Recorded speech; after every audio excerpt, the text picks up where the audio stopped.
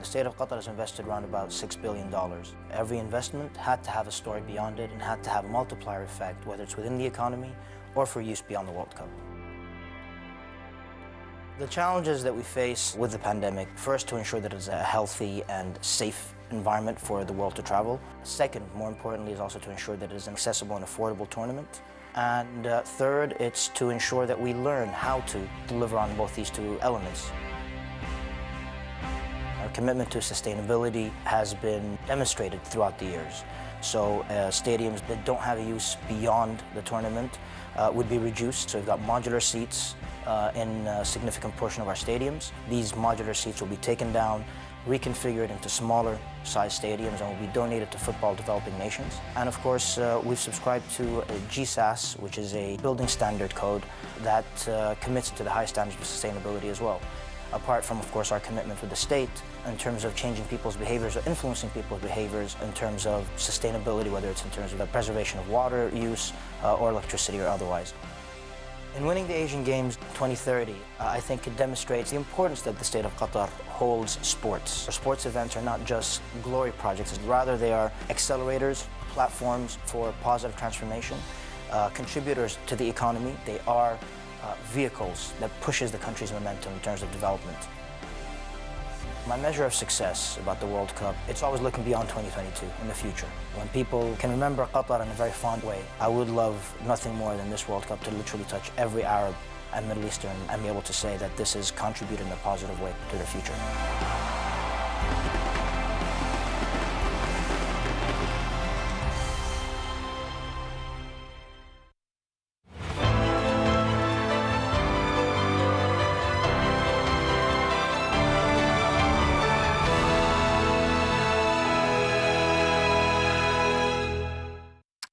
A SARS-like virus which has infected hundreds in China. COVID-19 is spreading faster in India. Europe is now the epicenter. The UK tonight acknowledged it's losing its battle. And more than 3 million people have died. Has now reached the United States.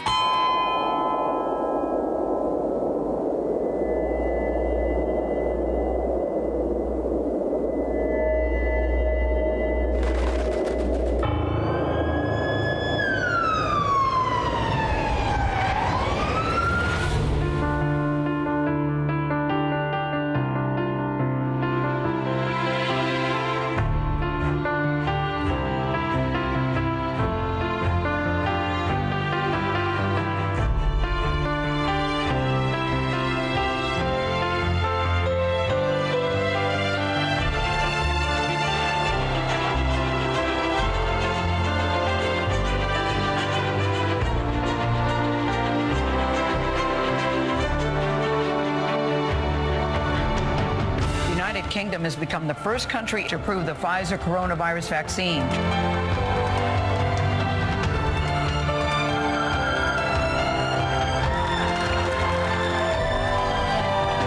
The coronavirus pandemic has tanked the global economy. It's worse for a single quarter than we ever saw during the Great Recession. 4.4 million people filing for initial jobless claims. Around 50 countries have begun vaccination programs against COVID-19. Other countries will have to wait a while longer. Outrage at the death of George Floyd. Demonstrations, riots, and violence from coast to coast. The events in Washington have taken a violent and tumultuous turn. Israeli airstrikes flattened 3 apartment buildings in Gaza City.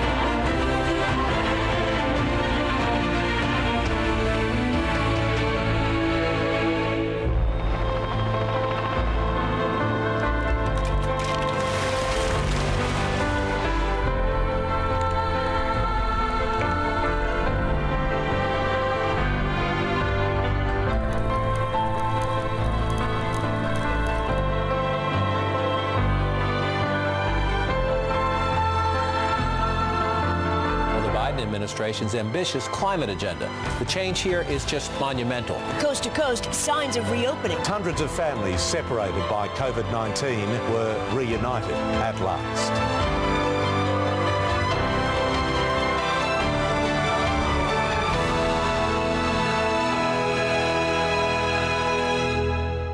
Hello and welcome back to the Qatar Economic Forum powered by Bloomberg.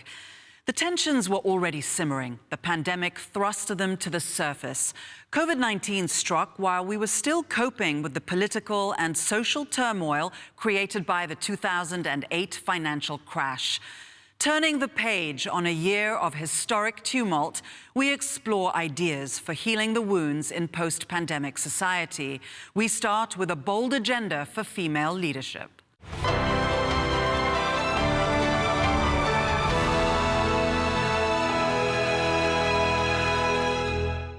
I'm Elaine Verveer, and I'm so thrilled to be joined by the Honorable Hillary Clinton, the 67th U.S. Secretary of State, and by Her Excellency, Sheikha Hind bint Hamad Al Thani, the Vice Chairperson and the CEO of the Qatar Foundation. We are so pleased to be with both of you, and welcome to you both. Today, we are going to be discussing a more inclusive world, a bold agenda for female leadership. And I'd like to begin with Secretary Clinton, if I might. Madam Secretary, we have all been experiencing and continue to experience the terrible impacts of the pandemic. COVID has affected everyone, but it has disproportionately affected women and exposed those deep inequalities that persist, that we're seeing more clearly than ever. And these inequalities, of course, extend to economic impacts that have been rather severe.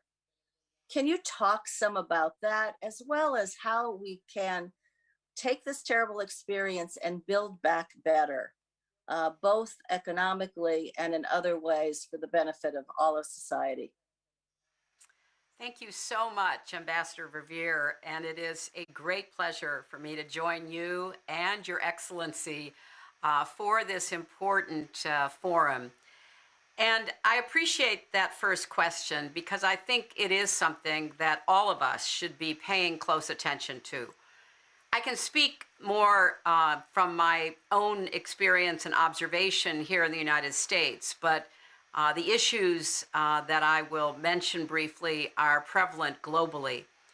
Because of the pandemic, many of the jobs that women held were either eliminated or ended because of quarantine and lockdown, or they were deemed essential jobs, such as in healthcare or necessary retail establishments. So women were both losing their jobs in disproportionate numbers during the pandemic, and they were being forced to try to sustain a job without the support of a school that had been shut down or a child care center that also had been shut down. So the bottom line through much of the world is that the pandemic certainly affected everyone, regardless of who we are or where we live, and it continues to do so very sadly, but it disproportionately impacted women. So we saw the economic inequality. We also saw the extra responsibilities that women shoulder because of our role as caregivers, both in our own families and particularly to our children, but also in many instances for our parents or grandparents who were at particular risk because of the dangers of the coronavirus. That burden on top of everything else, which women were having to, again, disproportionately bear, has left a lot of repercussions. And then, of course, we saw in too many places decisions being made because of the impact of the pandemic that led to an increase in child marriage again, to an increase in domestic violence. So there's a lot that we have laid bare because of this pandemic that demonstrates once again that often problems and crises which affect all of humanity disproportionately affect women. So as we try to come out of this pandemic, or in places in much of the world where the pandemic is still raging, both governments and businesses and the not-for-profit sector have to be particularly attentive to making sure that women's lives and the burdens that they have shouldered are recognized. And I really applaud our new administration, the Biden-Harris administration in the United States, for understanding that and taking some bold steps, including an increase in something we call the child tax credit that will provide essential economic assistance to a lot of families that are still nowhere near back to normal. And that's particularly true of single-parent families where the mother has to be both the caregiver and caretaker as well as the income producer.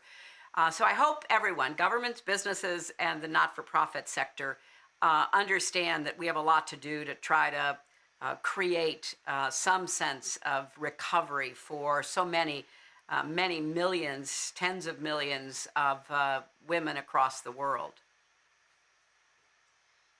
Your Excellency, I wonder if you can take us to Qatar and tell us what impacts you have seen, but also as the head of a foundation that works so effectively in so many countries, perhaps the impacts that the foundation is hearing about and is concerned about. And I know you're also interested in how it has affected women and their careers. So we'd love your perspective on all of this. First of all, thank you so much for having me. I'm honored to be between both of you and share some of my perspective and my own experience. In Qatar, just like any other country, the effect the pandemic has had on everyone is really, I mean, it's something that it will take us years to understand.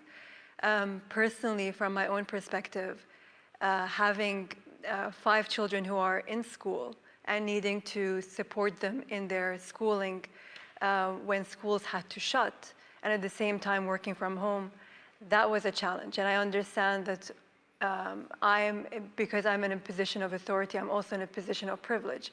And to think about other women around the world who do not have the resources available to support their children it just shows that the current system and the system before the pandemic wasn't working for women. And that's something that we have to think about, and it's time to make a change. Why do we have to divide our work from our family life? That's not how we operate. That's not how we operated previously. And to think about women in history, when we think about our own Islamic history, where in the 10th century, more than 30% of scholars were women. And there's an interesting manuscript on the margins of it. A woman wrote that she was apologizing for any mistakes that she had made in the transcription because she was cradling her child while writing with her right hand. And these show that before the divide between work and life didn't really exist. And I think us trying to be more like men is not useful for the communities that we want to build and the role that we need to have in the lives of our children and supporting our communities. And of course, that doesn't just go for women, it also goes for men and the role that they have to play as fathers. And so I hope that today we take the time to reflect and understand what role we play as non-governmental organizations, as government, as private sector, in really changing the framework of work and understanding that it really wasn't working for women in the first place. When we talk about the gender pay gap, or we talk about maternity leave, these are things or topics that continuously come up, and it shows us that we haven't resolved that problem. And I think by trying to equate or put men and women on the same line is not really resolving the issue. And we need to have that flexibility and understand that even us as women, we're different mothers, we're different, even fathers are different, the way that they want to contribute or the way that they want to organize their lives. And so we have to be able to have that flexibility, and it's important for us to really understand that the impact of women not being involved in the children's lives and not being involved in their own lives in a way that is productive and meaningful is going to destruct our communities in the future, and it's time to change it. Could I just add on to what Sheikha Hind just said, because I think it's a really critical observation. Every person has a right to live up to his or her God-given potential. We want it for our children, both our boys and our girls. We want it for adults. But we make it really difficult for people to manage and integrate making a living and having a life. And of course, having a life, which includes family life, which includes, all of the joys and challenges of family life, at the end of the day is really the goal of it all. So I hope that what Her Excellency just said will be heard, because we impose a penalty on many women for trying to fulfill their own potential while also wanting to be wives and mothers and caregivers. And we need to figure out how to better organize our societies and our economies so that more people, particularly more women, have a chance both to fulfill their own aspirations, but equally, if not more importantly, to fulfill their personal goals and desires of being embedded in a family and a community. You're so right, both of you. This topic is so critically important, and that struggle for balance in our lives. So thank you for touching on it so eloquently. I want to turn to education, because the pandemic has also had a very negative impact on education. We've seen in many countries great progress for girls who've been marginalized in the past, where they're now in school, but as a result of the pandemic and the lockdowns that Her Excellency mentioned, they have been out of school trying to help their families. And in the process, many are now the victims of abuse, trafficking, child marriage, and other problems. And there's great worry that they will not return to school. Maybe again, I could start with you, Secretary Clinton, because I know you focused so much on these kinds of issues in the past, and to hear how we might now resolve again in Building Back Better to ensure that we won't have this huge deficit to the girls, to our countries, to our economies, with their not returning to school. Well, I worry about that a lot for all of the reasons that you just mentioned. There are a lot of reports that we're now seeing from around the world that because of schools shutting down, girls are not only out of school, but there's some doubt as to whether, depending upon their age, they will be returned to school or perhaps put to work or perhaps married. And we also have discovered the great digital divide in many countries, where the effort to try to sustain learning through virtual learning was less than successful in many places, because the children didn't have access to the kind of technology and internet access that they needed. So we have uncovered some very serious issues. Plus, as Her Excellency pointed out, a lot of mothers and some fathers were having to become teachers in the home, having to supervise the schoolwork. I've had many people say to me, I really now for the first time understand how hard a teacher works, because keeping their attention, keeping them on task, keeping them learning was not an easy undertaking. So I do think that as schools reopen, whether they're open now or aiming to reopen in the fall, every precaution should be taken, because we know most young children will not have been vaccinated. by then, so we still have to be sufficiently protective of them. But every precaution should be taken to try to get children back into school, back into the actual classroom. And I think that communities now understand how much more they need to support education.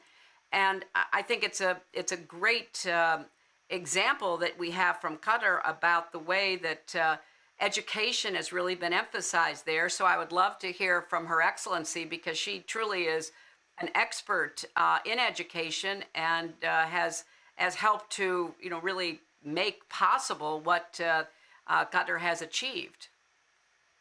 So, Your Excellency, maybe you can take up right now the Secretary's question, because we're all so familiar with the extraordinary work your country has done and the foundation has done on education. And I wonder if you could speak more broadly about this commitment and this priority. I'm very familiar with Education City, so it has affected all of us in many ways.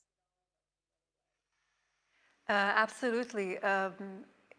The fact that our country has valued education is the very reason why we see the drastic enhancement in education, and we see the value that people put in education as well. Now, with the pandemic, there are many lessons learned, and some of them are positive, but of course some of them are negative. During this time, we've done a lot of research to understand what has worked and what are the things that schools did really well prior to the pandemic that we've missed out on. So again, speaking as a mother, I noticed that my children socially were affected because the spontaneous, playground conversations that they would have were completely taken away. But at the same time, we know through studies that bullying, which affected academic achievements in some students, because that was extracted, their academic achievements were enhanced. And so understanding how to create an environment for learning post-pandemic will be important to ensure what worked prior and during the pandemic.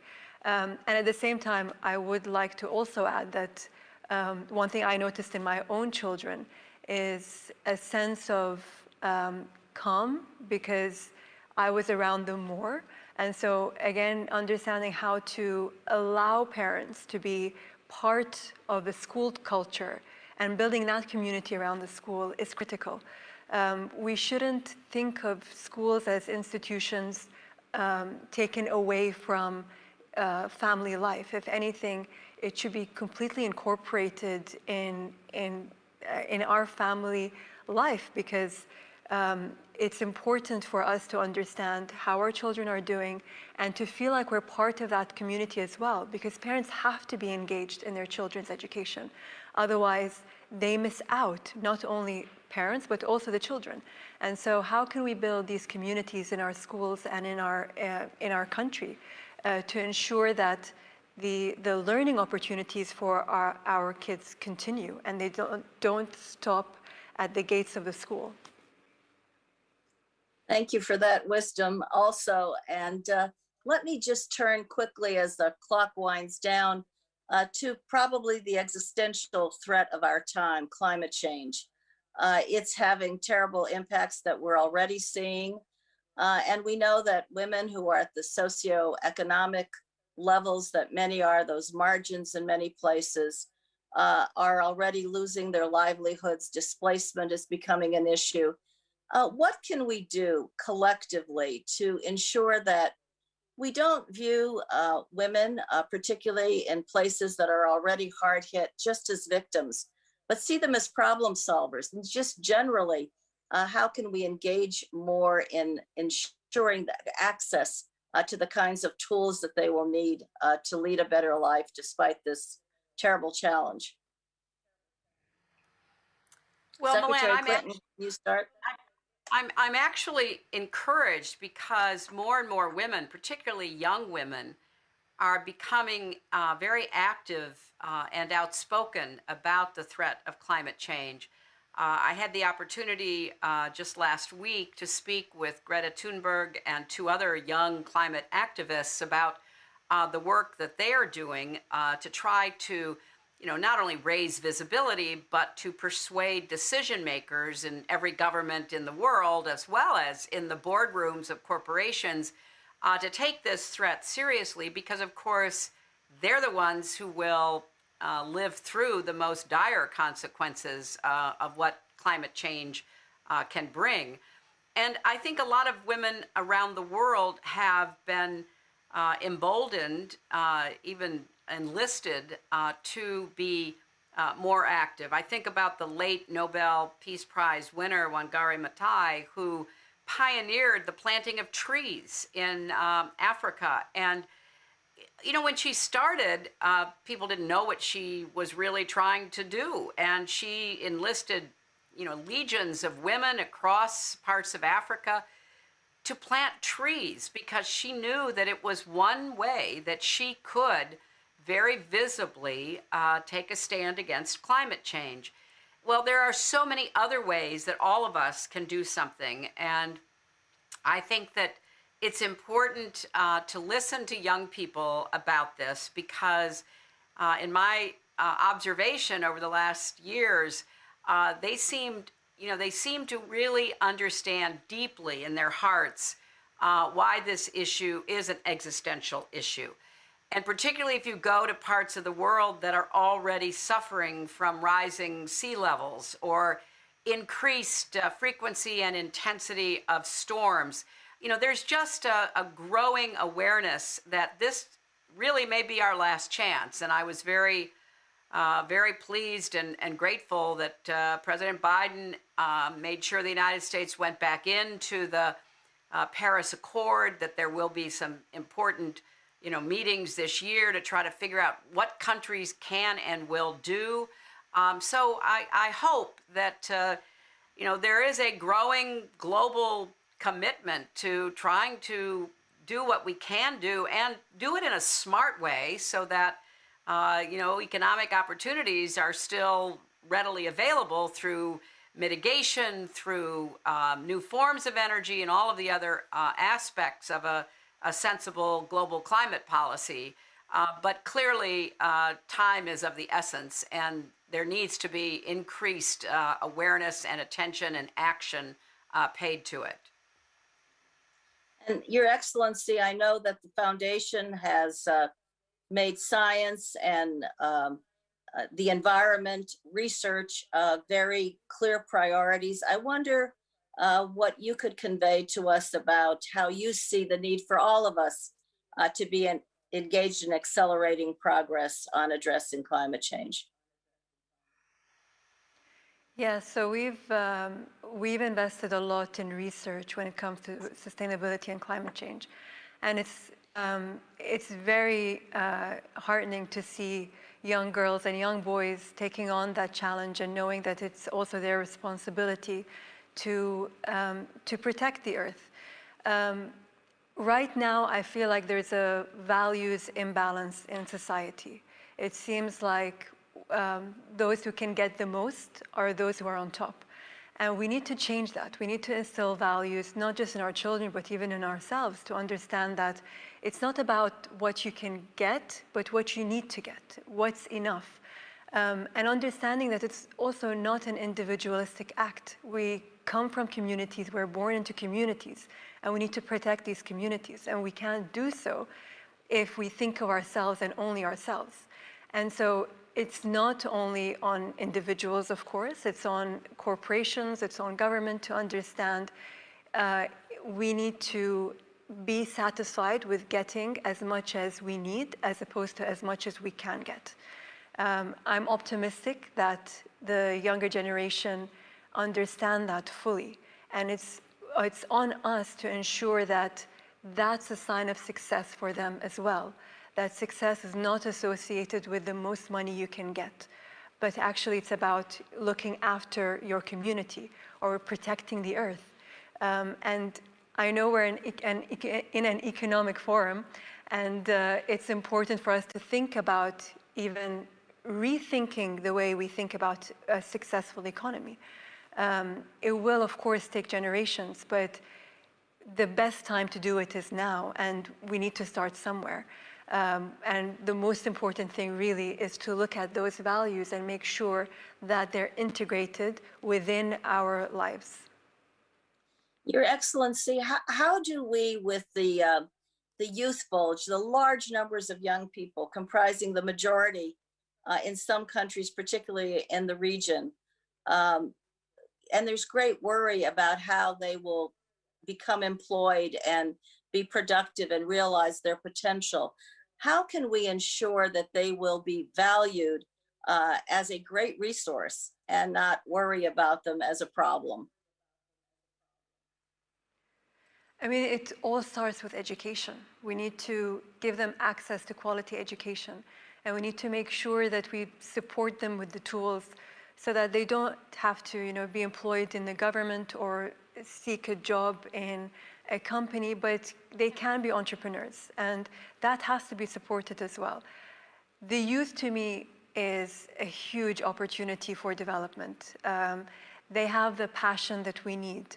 And of course, we need to couple it with the wisdom of the older generation. And the older generation need to understand how to use that passion to ensure that we continue to develop and we continue as a society to understand better how we can enhance the lives of everyone. So I'm not too concerned about the number of the young population. But of course, we have to ensure that they've got these opportunities in place, and we support them as much as we can. We have just a little bit over a minute left, and I wonder if I could ask each of you, both of you, what makes you optimistic? Our world is challenged in so many ways, and certainly economies are challenged, but what makes you optimistic? Secretary Clinton. Well, Milan, I would say three things. Number one, what both Her Excellency and I have talked about, young people. I really do feel like there is a generation of doers and activists and caring people that we can see going into the future. Secondly, science, facts, evidence. The way that the world, with its scientific know-how, came up with vaccines that are helping to stop this pandemic is extremely beneficial. And then finally, I think that there is a lot of serious rethinking going on. People are trying to ask themselves, and as Her Excellency said, how do we want to live coming out of this pandemic? I think that's a really fruitful, hopeful, optimistic conversation, and I hope we see some results from it. Your Excellency? Well, seeing the number of women having bachelor's degree all around the world continue to increase, that's incredibly important. And it shows us that the more women are going to be active in the workplace, which means that their narrative is going to be part of that. And they will try to change that and change the framework that we're currently operating in. And of course, the youth and seeing all the global social movements happening, it's incredible. And I hope to see that translate into real action by those who are in positions of authority. Well, thank you both for an extraordinary conversation, for the wisdom that's been imparted here. And to both of you, thank you for all you do and for what you continue to do. Thank you. Thank you very much.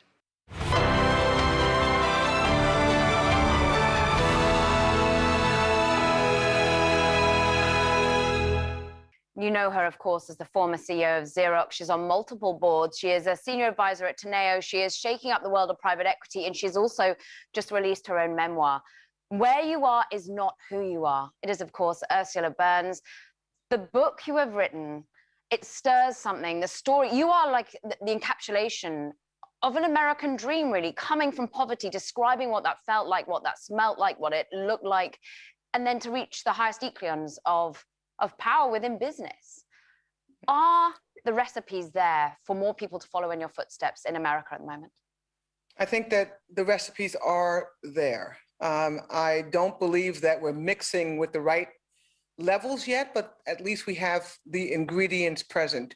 And the only reason why I'm a little bit more cautious than I would have normally been is because the pandemic has taken its toll, and I think has taken years off of progress. So taken years away from the progress that we've made. But it also ignited some accelerants as well, which is good. So maybe we are slowed down a little bit, maybe not as fast. Maybe we have to get more people that have been left behind moving forward. But I think that the ingredients are there. We have to focus on the level and the mix of the ingredients.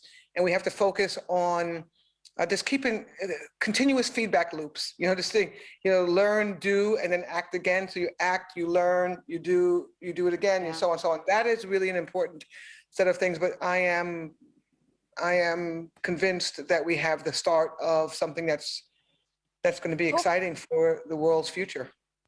Talk to us about your feedback loop. I mean, your memoir goes into really what helped catapult you, the story of your mother, what a force she was in driving you forward, wanting you to get outside of your neighborhood into a better place, you write it as, but also some of the impediments that you saw that, I mean, teach us the fact that one school, one university you wanted to go to said, look, you've got to swim a lap of a pool. And well, that's not something that inner city kids did. Are we starting to break out of those hidden frictions that stop people of color or people from lower incomes being able to climb in the way that they should? Yes, we are. Not fast enough. Some of this stuff is hidden. Some of it is purposely obscured. But, you know, the social media, technology, word of mouth, whatever it is making it less and less possible for you to be deceitful. If you get my drift, not that these places were necessarily deceitful, but non-transparent. So I do believe that there is progress here, but something as simple as when I was going to college, this requirement that you swim a lap, before I even spoke to anyone, I looked at the school and said, well, I'm not even going to apply there. I don't swim, didn't think it was important that I learned how to swim, but also reflected that it was maybe my fault that I didn't swim. So I think all of that has to be eliminated for like freedom of grasping opportunities to be fully enacted. Little things like that seem like they're small. People are like, oh, don't worry about it. But think about what you are up against when you are coming out of an environment that doesn't have a lot of examples, that you don't have money, et cetera, and you read quickly. Oh, and by the way, you have to be able to swim a lap. And you're like, oh my God, that's just another, that's the needle that broke the back of the camel. And I think it's really, really, really important that we actually keep looking for these minor things and eliminating them. The one reason why I bring it up is for that reason. These minor things are minor to you and me now, but they are not minor to people who are pulling themselves up every single day. What about those minor things within the corporate world? You're a woman who's trying to look at board diversity in particular and how that can be brought to bear. And if you can't see it, you can't be it element. But how are you finding that as companies, the role of capitalism in ensuring we iron out these minor things to not become huge?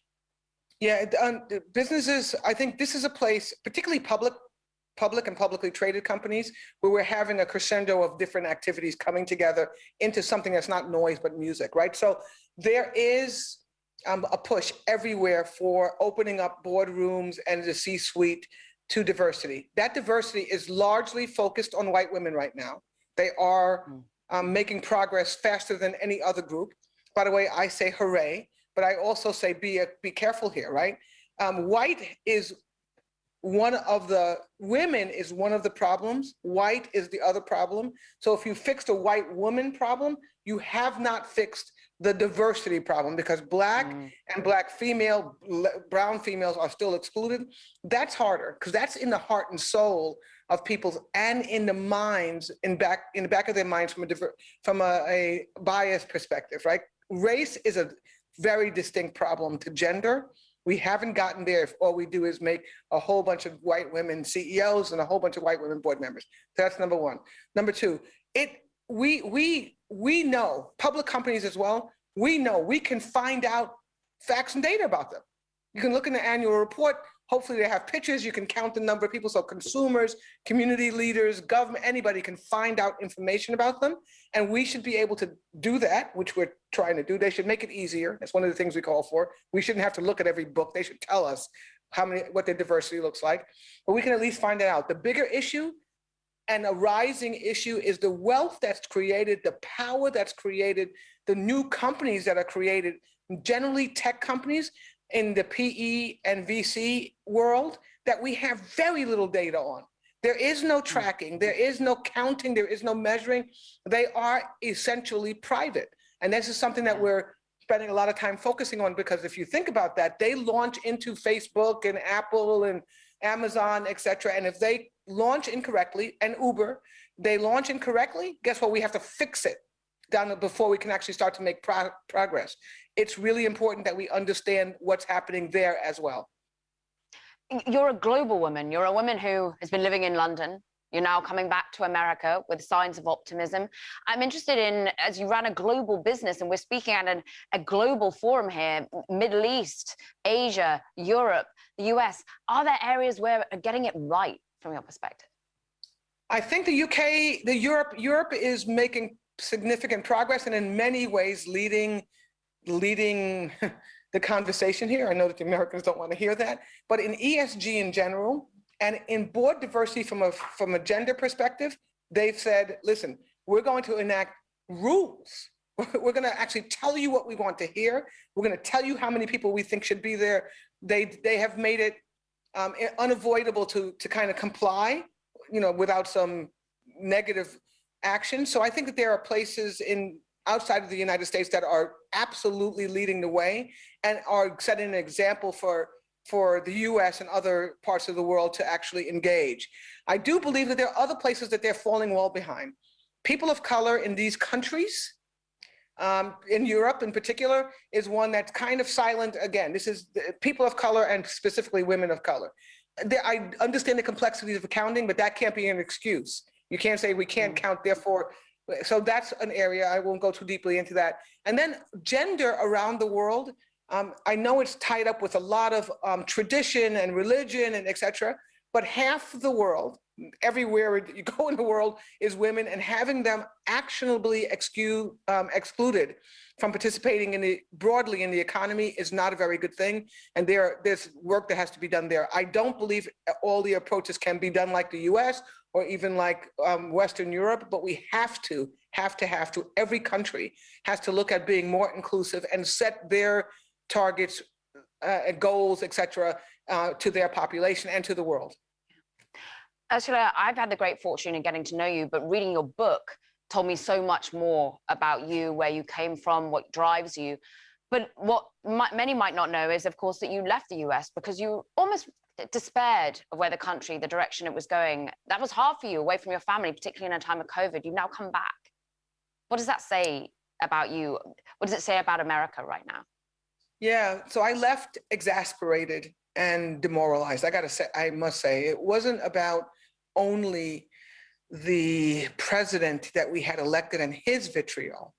It was the fact that we elected him as a nation, and at what state we must have been in. And I left kind of in a huff. I moved to the UK. I had lived there before. I love the UK. They have their own problems. This is not an ideal place. Don't get me, it's nothing like that. I needed, myself and my husband needed to exhale from the election. So we left immediately after the election in 2017, January of 2017. We got there February. What I saw over the next 4 years was, oh my God, I'm so happy I left. I was relatively fragile, and then my husband died in 2019. I needed a place where my brain could rest. Fortunately, the country kind of came around and were more inclusive in their messaging, and we have a new president, new administration, but a new voice, a new hope. And so I'm still going to be in London a lot of time, but I am back here in the United States, in New York, a lot more than I have ever been in the last 5 years, and I'm happy that that's an opportunity for me going forward. I feel a little guilty leaving because it was almost like leaving a burning ship, but I was very active, as you guys know, probably know, I was very active in Europe, in the UK, and in Amsterdam where I lived, back here in the United States, but it's nothing like being here and feeling like a citizen again. Ursula, very selfishly, as I'm based in New York, I'm really happy to have you back here too. Thank you. I want to thank you so much for your time and really always enjoy the messages that you share. Come do it again. Thank you. Caroline, you are phenomenal. Thank you.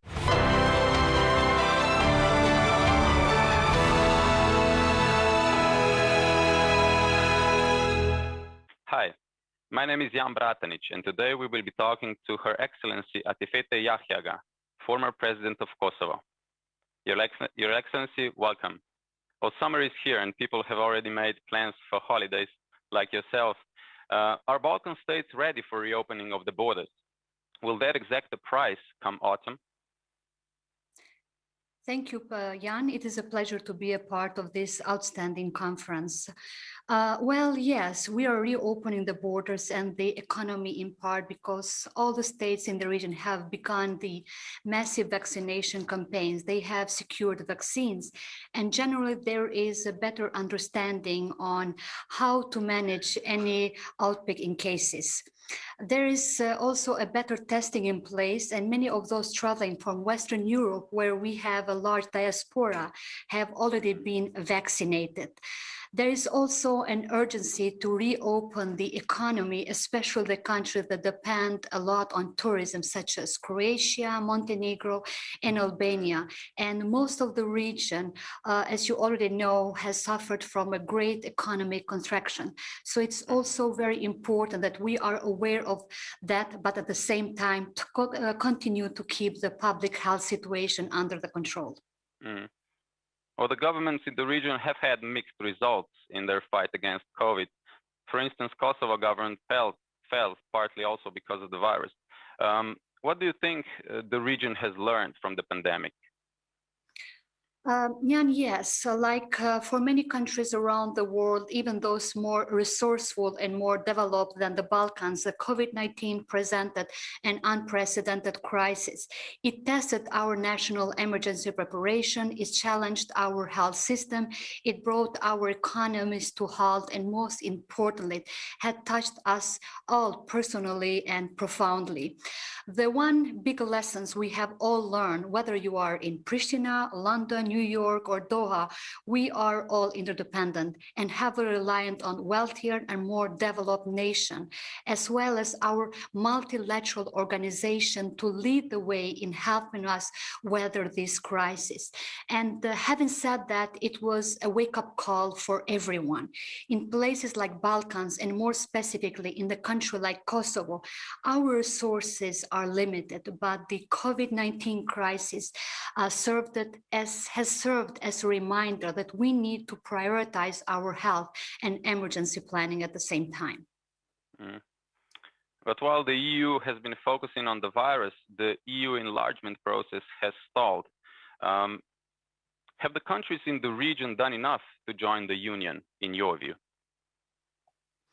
Well, it's not secret that the European Union is going through its own crisis, and for the region, membership in the EU has, to put it bluntly, became a moving target. But we are encouraged that countries such as Albania and Northern Macedonia have taken reforms required by the EU as crucial to their own improvements.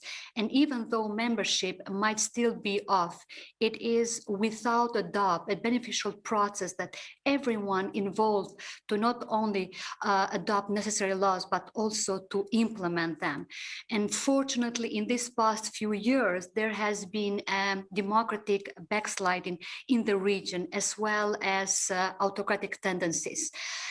EU candidate states such as Serbia are more prone to adopt and implement the illiberal policies than embrace the reforms. So having said that, the region needs another push to embrace democratic reforms and liberal values as the core guiding principles. This push means more clarity from the EU so that the membership becomes the goal. And it's not only about the processes. And the danger of this process dragging on will cement nationalistic forces, the very same ones that have thrown it into recession into the last 3 decades. Mm-hmm. So you would say that nationalist tendencies, or a danger of being a small player in a geopolitical world, are the main dangers of, for instance, Kosovo vying away from the EU path? Well, if there is not a quick process of the acceleration towards the EU perspective, then the danger is quite accurate to this trend.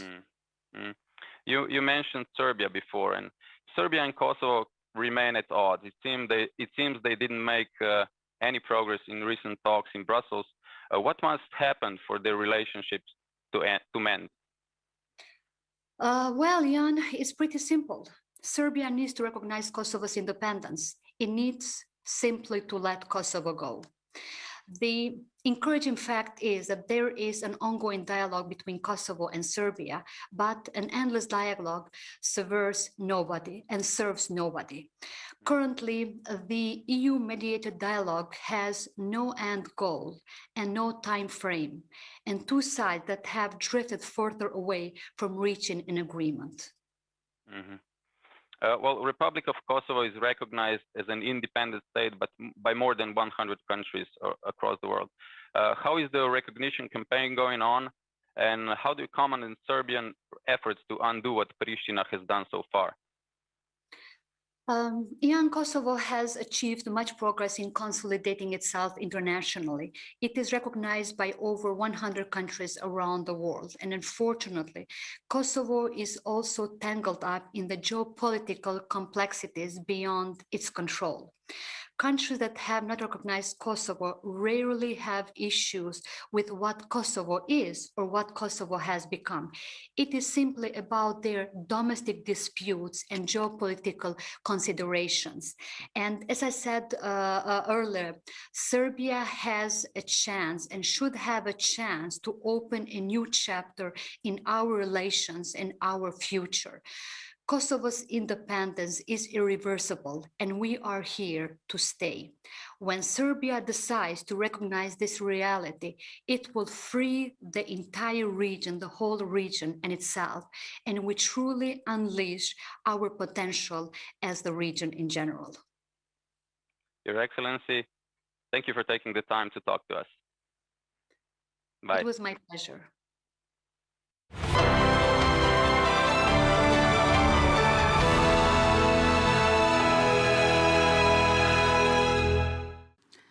Bismillah ar-Rahman ar-Rahim. Good evening, ladies and gentlemen.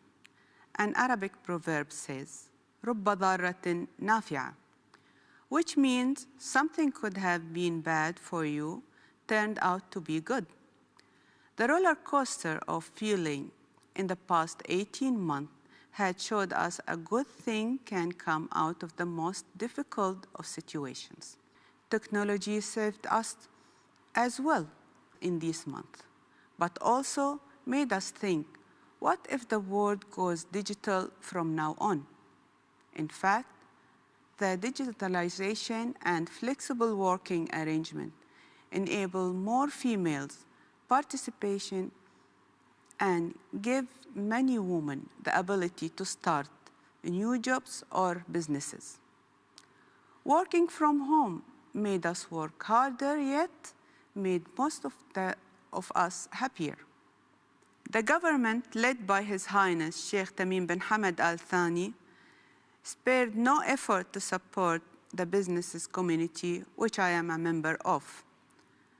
The economic and the financial program helped businesses that were hit hard by the pandemic, especially the SMEs. We at the Qatari Businesswomen Association are working several initiatives to support women in our country, to help them build sustainable business models. We are working with our peers in the international community to create more opportunities. Collectively, we can minimize the negative impact of any challenge we face. Let me conclude with another Arabic proverb, في الحركة بركة, which means Action is better than inaction. And in order to reach your goals, you need to act. You need to be effective. Thank you very much.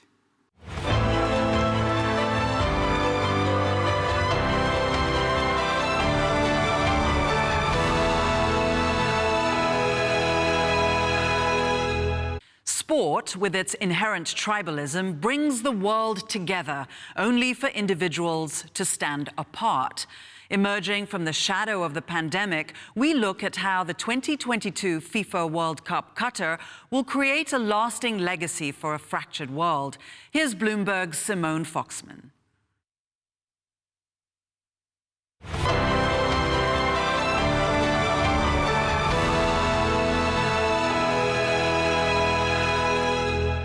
We are here with His Excellency Hassan Al-Thawadi, the Secretary General of the Supreme Committee for Delivery and Legacy, essentially one of the key players in preparing Qatar for the 2022 World Cup. Thank you so much for being with us. Thank you for having me. It's more than 500 days away still, but no matter what, we are going to be going to this World Cup in the shadow of COVID-19. How does the World Cup look in this circumstance, in the midst of a pandemic? How different? I mean, well, to start off with, the World Cup itself, you know, apart from COVID, in itself is a very unique World Cup.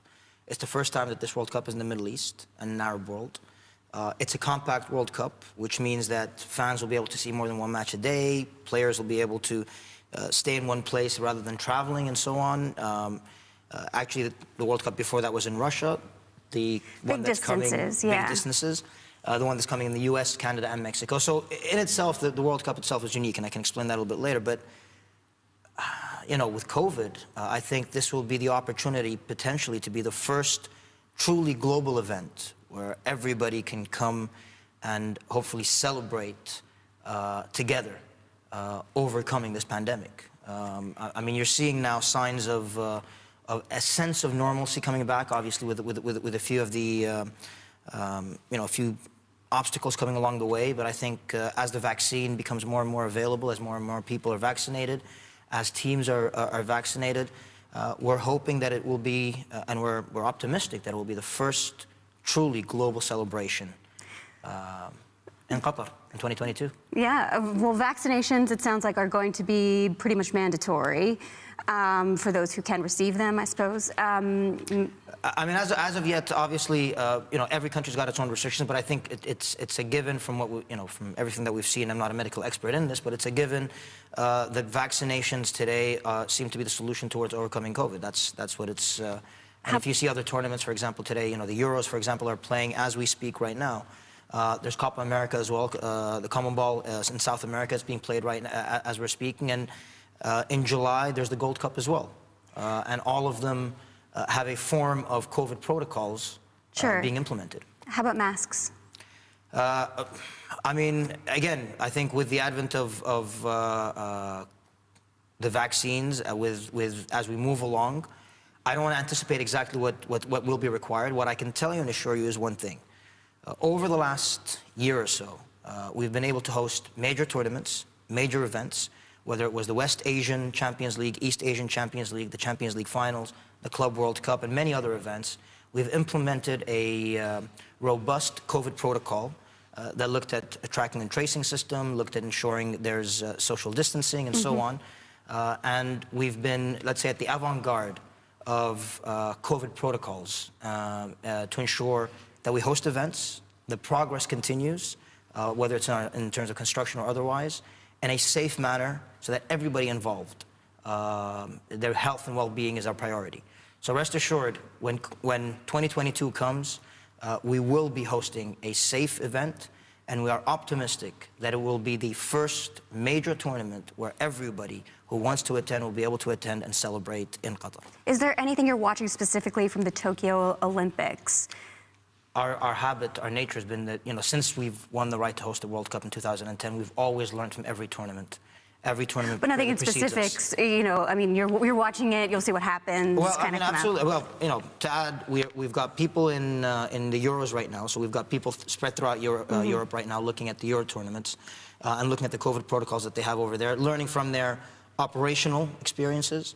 We've got people that will be in North America as well, in the United States during the Gold Cup. We're learning, obviously, from South America and Brazil right now with CONMEBOL, and there's no doubts that we'll be looking towards Tokyo and learning from what they have.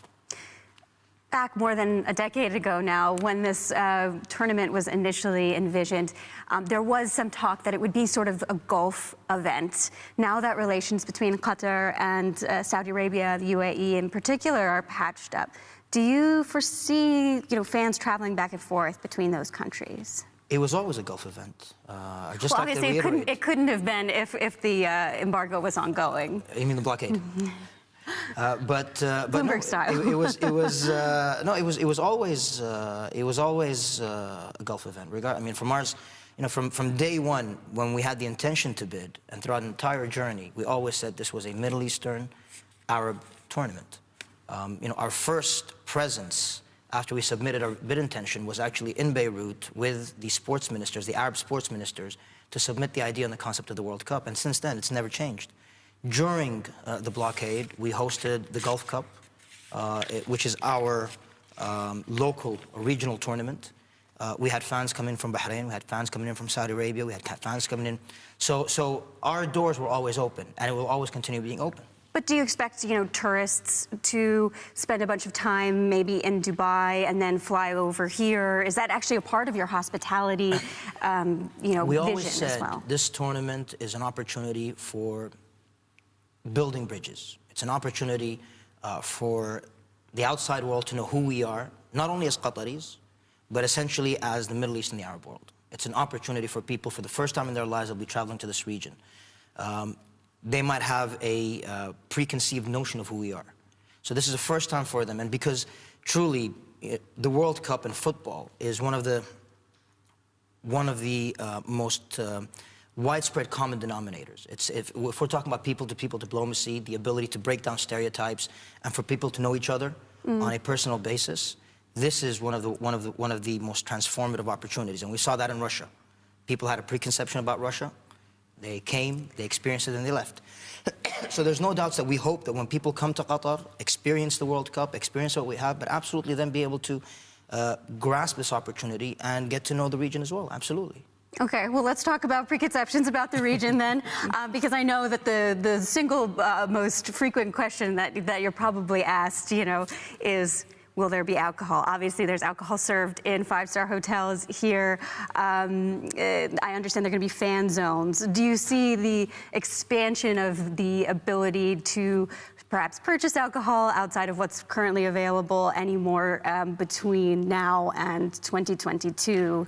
Well, I mean, I think it's important to highlight. First, you know, as is known, alcohol is not part of our culture, but hospitality is part of our culture. And accordingly, we, you know, as you said, alcohol currently is available. We have been exploring opportunities and different models where we can, where alcohol will be available and served in certain designated areas.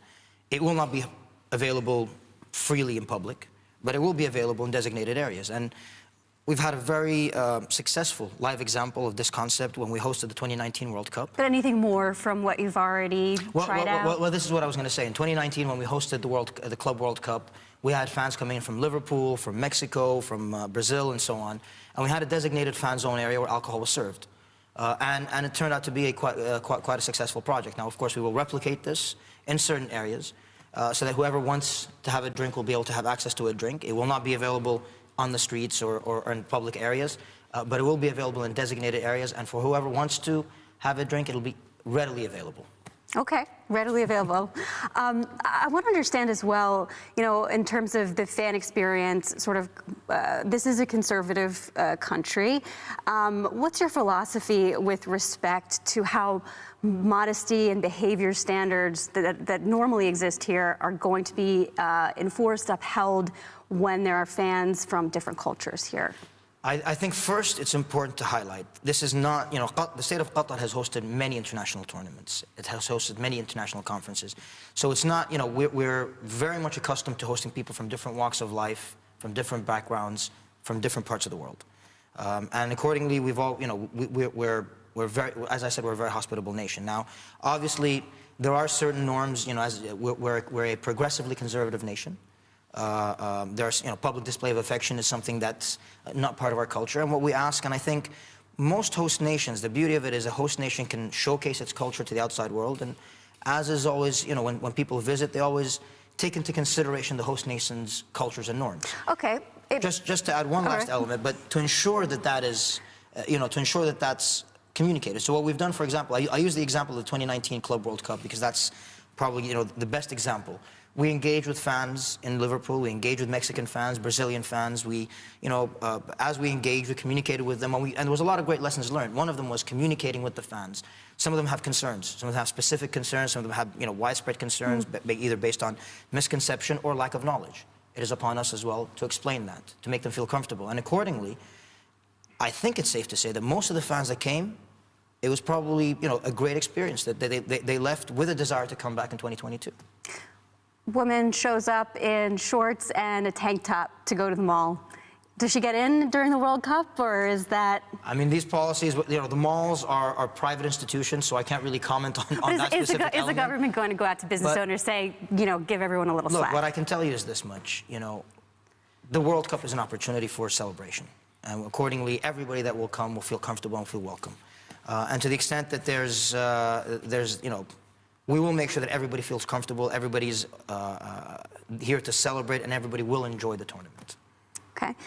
How about violations? Things like public drunkenness, indecency, you know, public displays of affection to a different level. I mean, are these things going to be handled in the Qatari courts, or will there be a new policy for... I mean, I can't get into the details of it just because we're, you know, there's a plan put in place, and this is obviously a mandate you know, within a certain section of the government that's looking into this. But what I want to do is alleviate the concern, right? Okay. Because the questions are coming out, and, you know, and I sense, I might be mistaken, but I sense a sense of, let's say, uncertainty and maybe apprehension. But I keep saying again, we've had people living here for, you know, again, people from different walks of life that have made Qatar their home. People from different backgrounds that have made Qatar their home over the last 20, 30, 40 years. We've hosted many major tournaments, major events. People have come here, you know, and gradually tourism is gradually increasing as well, or let's say expanding. It's, you know, this isn't an isolated country, and it's not a country that's not aware of other cultures and other norms. And, you know, we are truly looking to welcome the world, and everybody that comes, I'm happy, I'm aware that everybody that's come has always wanted to come back, and everybody that's come has been excited for what 2022 will hold. And that's what the assurance that I want to provide people. And I want to provide yourself as well, and everybody else. Well, I mean, you know, it's right. You know, it's not something that we've hosted tournaments like, you know. But of course, this is a bigger, you know, this is a bigger scale. Absolutely. But again, and it draws criticism, like protests and things like that. Absolutely. And so, absolutely. So you guys are developing a plan, essentially. No, we're developing a plan, but it's not as if it's coming out of a vacuum. You know, we've had trade unions that have come and protested in Qatar. We've had, you know, NGOs coming and, you know, issuing their reports that have, you know, criticized certain elements or certain aspects. It's not, what I'm trying to say is it's not being done out of a vacuum. And we've developed throughout the years. And the one thing that I think people can attest to is that we have been, you know, we're an open society. You know, and everybody's, as I said, everybody's welcome. That's the only way that I can say it. And I keep on repeating it because it's important for the world to know. This is truly, you know, for us, a very important opportunity to, you know, to maybe, to a certain extent, dispel a lot of the inaccurate concerns that people have about Qatar, and not only about Qatar, but the region generally. Two more things I want to get quickly through before we run out of time. One of the legacy bits that I know has been very important to you has been to try and give more freedoms to workers, particularly migrant workers, within the scope of the law reforms. System, yes. Anything more you want to see happen before the tournament? I mean, look, you know, it's very important to highlight one thing: the commitment and the progress that has happened over the last few years And again, just to highlight where the progress is, today we are, I think, leading the region in terms of worker welfare reforms, in terms of legislation, and moving towards implementation. The Supreme Committee has made significant contribution towards the worker welfare reforms in a way where in certain areas we actually have created a global benchmark. So when it comes, for example, to recruitment fees, today I believe, if I'm not mistaken, we're second to Apple in ensuring remittances or recruitment fees are repaid to workers. That was all done out of a commitment and to our own values, to our own sense of to the strong belief that we have that everybody living in Qatar or contributing to the development of Qatar is treated with dignity. Their health and safety and security is of the utmost concern to us. Having said that, that means the progresses will continue. And it's not what needs to be done until the tournament. Rather, it is a continuous commitment to progress. Even after the tournament, progress will happen on this. I mean, again, as I've always said, there's not a single nation in the world today that can claim that they have the perfect labor system or the perfect worker welfare regime. And we're no different. Progress needs to be done. More work needs to be done. Implementation, learning from mistakes, learning from what works and what doesn't work, enhancing what works, reconfiguring what doesn't work, and moving forward on that. I'll ask you a last one, and I'm going to get in trouble because we're going over time. Please. There's been lots of talk about using the World Cup to catalyze sports investment. How do you see that, just quickly? Well, simply put, I mean, this is a major tournament. Obviously, major tournaments or international tournaments usually have a cascading effect on the economy on different sections, different sectors. Today, we anticipate the contribution to the economy essentially would be around about $20 billion, circa $20 billion. Okay. That's the assumption. Again, it's very high-level studies. Once the tournament ends, we'll be able to make a proper assessment. Significant portion goes towards the construction industry. Another portion goes towards tourism industry. And when we say that, obviously, there's a cascading effect there. We're talking about hospitality sector. We're talking about the transfer of knowledge in terms of hosting major events. And it's a catalyst towards the sports economy, no doubts about that. And when we're talking about that, we're talking about obviously sports technology, event management, hospitality management, and so on and so forth. So I think it all depends on how you utilize it. And what we're trying to do in the tournament, with the tournament, is try to utilize it. We've always said this is a tournament, it's a transformative tournament, but more importantly, it is not imposed on the country's development plans. Rather, it's meant to serve as an engine to push forward and accelerate a lot of the initiatives that the government has already committed to, already had planned, whether it's in terms of urban development or economic diversification. But we love numbers here at Bloomberg. That $20 billion figure is a nice one to have. Absolutely, nice one to but again, it's based on a very high-level study. It's based on a very high-level study. We will be confirming it. Obviously, once the tournament is over, we'll be able to actually look at the direct assessment and be able to break down the number even more. Hassan, thank you so much for joining us. Thank you very much. His Excellency Hassan Al-Thawadi, the Secretary General of the Supreme Committee for Delivery and Legacy, key to the World Cup 2022.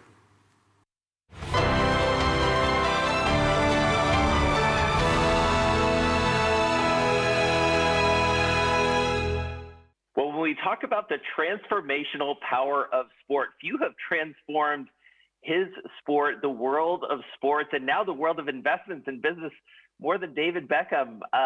David, really nice to have you with me virtually, at least. You look great. How's life right now? What's life like for you?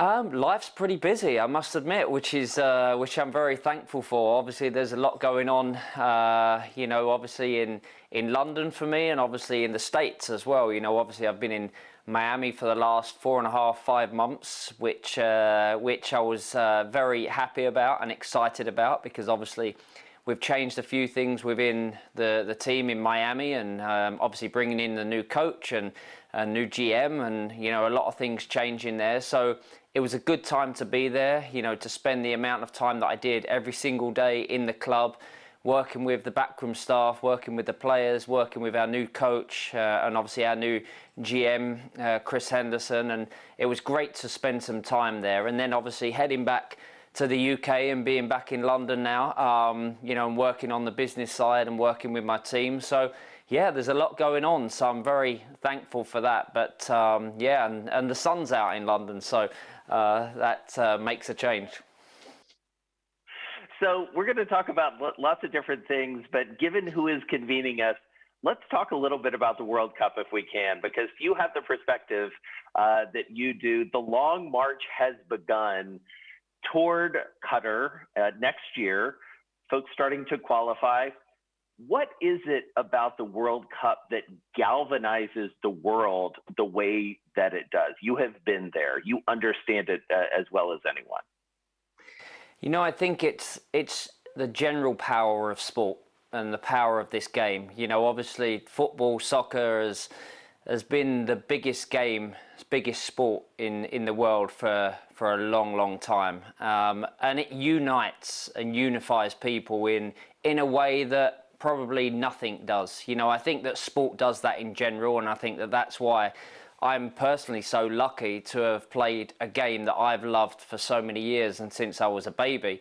And I was lucky to be part of that and be a professional in that for a number of years. But I've also been really lucky to have played in 3 World Cups. I could have played in 4, but I got obviously injured. But, you know, to have been part of a World Cup, you know, as a young kid dreaming of playing on the same stage as these great countries and these great players, that was my dream as a kid, to represent my country and to hopefully play in a World Cup. And I was lucky enough to have done that. So I've seen how this sport unifies people, unites people. You know, it doesn't matter where you are in the world. It doesn't matter whether you speak that language. As soon as you're either on a football pitch, on a soccer pitch, in the stands, you know, there's something about this sport that just unites people in a way that nothing does. And it brings people together, you know, and I think that that's one of the things that I've always said about soccer, about sport, you know, being around the Olympics, being around World Cups. I've seen the way it changes people's lives, no matter what the world is going through, no matter what individuals are going through. When you're watching a soccer game, when you're watching the Olympics, nothing else matters for that amount of time. And that's why sport is so strong. Yeah. And so let's take it back down to where you started, which is Miami, and sort of what you're doing there and how you sort of take your experience as a player. And now, as you alluded to, you're really rolling up your sleeves with this club. I mean, this is your life's work at the moment, at least. I mean, talk about being focused. Help me understand where the club and maybe where MLS is, because again, that's a journey you've been on from a player now to an owner and an executive. I must admit, it's been an incredible journey. It's been longer than I ever expected it to be and to take, to bring our team in Miami into the league. And it's taken a lot of hard work. It's taken a lot of stubbornness, which apparently I'm pretty stubborn, so my wife tells me. So it's taken a lot of hard work, but I knew the moment that I started my journey in the US, in the MLS with the LA Galaxy, I knew once I stepped away from the game that was where my legacy lied in the sport in the US and globally, because I always believe that, you know, the MLS is a league that is growing, and I wanted to be part of that. Back in 2007 when I joined, I saw that it wasn't a challenge, because I saw that there was real ambition within the league, with Don Garber, with the people that were involved, to grow this league and to make it one of the strongest leagues in the world. And it has a real chance, and there's real opportunity there. You know, we've seen over the years the amount of teams and franchises that have come into this league. We've seen the players that have joined this league, and there's still work to be done, but we've seen the numbers that are put with the franchises now, the numbers of how much these franchises are worth now, it's grown so dramatically in the last 5 to 10 years that it has a real opportunity. But the opportunity lies actually within the academy systems. That's what we want to produce. That's what we want to focus in. My focus within Inter Miami, yes, obviously we want a challenge on the field in the MLS on the big stage, but more importantly from me, from day one, the academy is such an important part of that, and that's what I really focus on, because I want to be able to produce young players from Miami, South Florida, and all over the league. You know, every team wants to produce young, talented kids that come through their system into the MLS, and then who knows, they go on and play for their countries, and that's the real opportunity. So it's been an incredible journey, and of course we're still evolving, we're still a young team, we're a young franchise, so we're still learning, but we want to evolve quicker than, you know, than expected. So I honestly feel that the MLS is now being talked about all over Europe, and it has been for a number of years, and globally. And also when I've traveled to certain places in Asia, wherever I've traveled to certain places in Europe, I see people walking down the street in a Miami jersey. I see people talking to me about Miami and saying, oh, we watched the game last night. So there is real interest globally in our team, but there's also real interest globally of the league. So, you know, it's moved on very quickly. Yeah. You know, it's interesting to hear you talk about that decision, because it was not an obvious one in 2007. And I think there's a parallel, I dare say, and keep me honest here, with your business ventures as well. You zigged in some ways when others zagged, or zagged when others zigged, however you want to put it, in the sense that historically, former athletes at the end of their playing careers tended to, you know, slap their names on a few things and take in some endorsements. You've chosen a more active path as really an owner, and not just in the sport, but I'm thinking about things you've done with electric cars, with CBD, you know, with esports even. Why is that? What was that decision for you to be an owner rather than an endorser?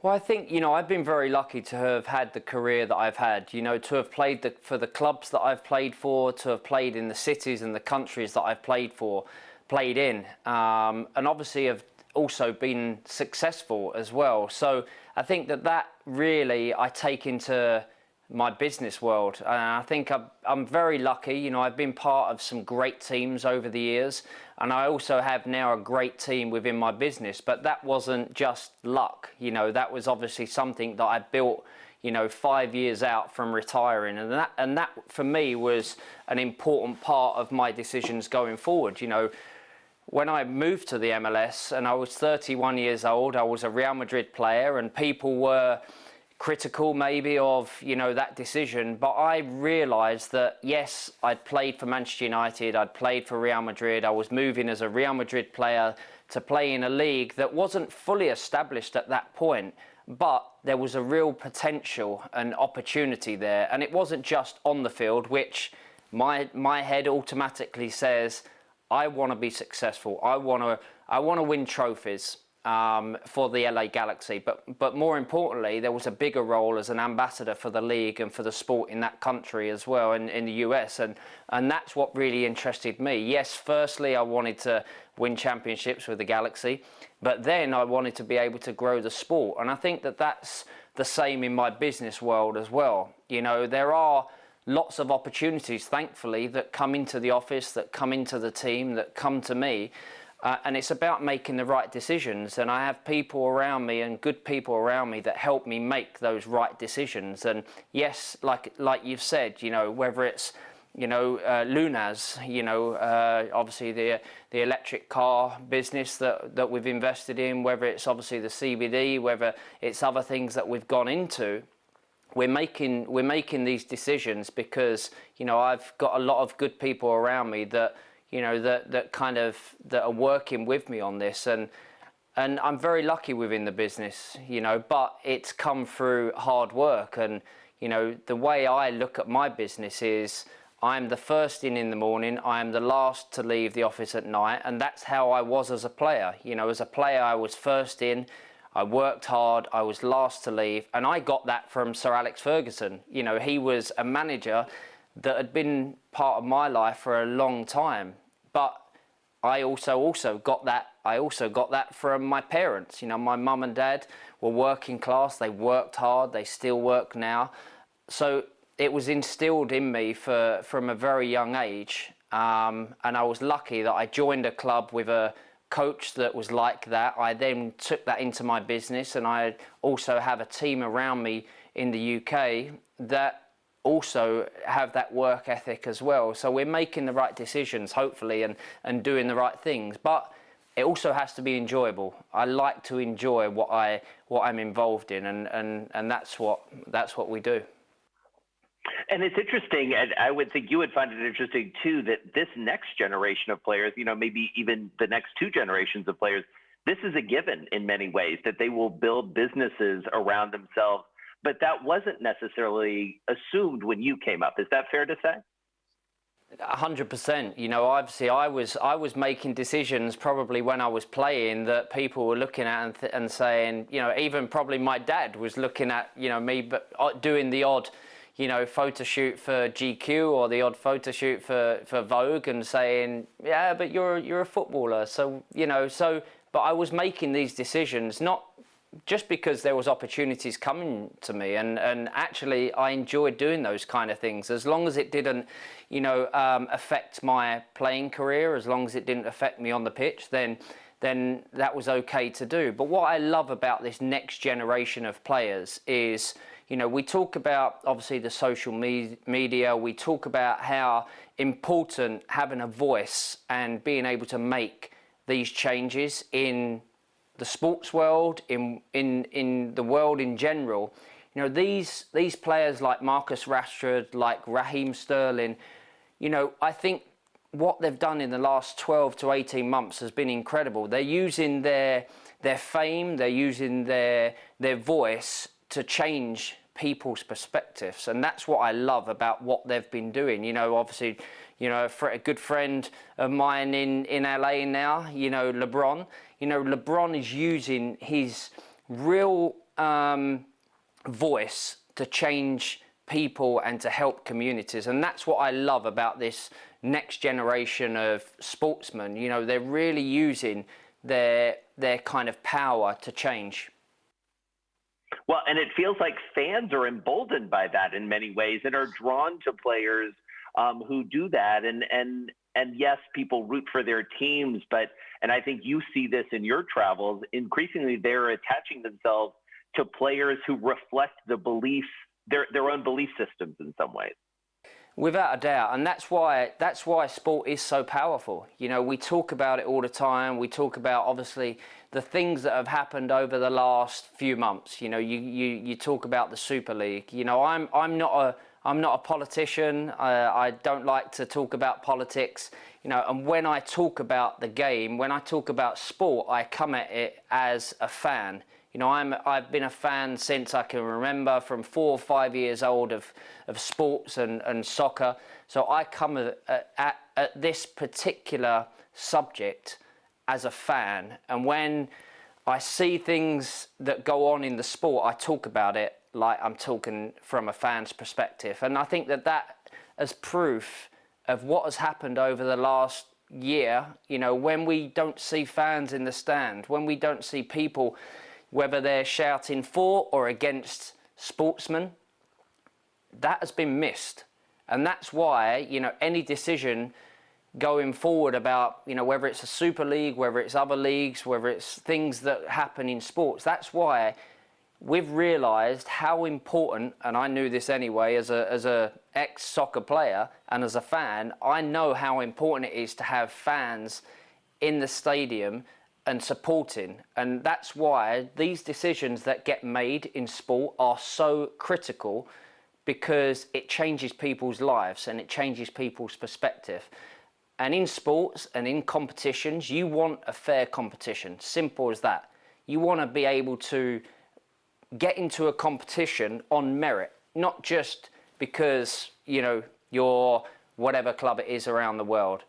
You want to be there on merit. You want to be in the final of the Champions League on merit. You want to win the Champions League on merit.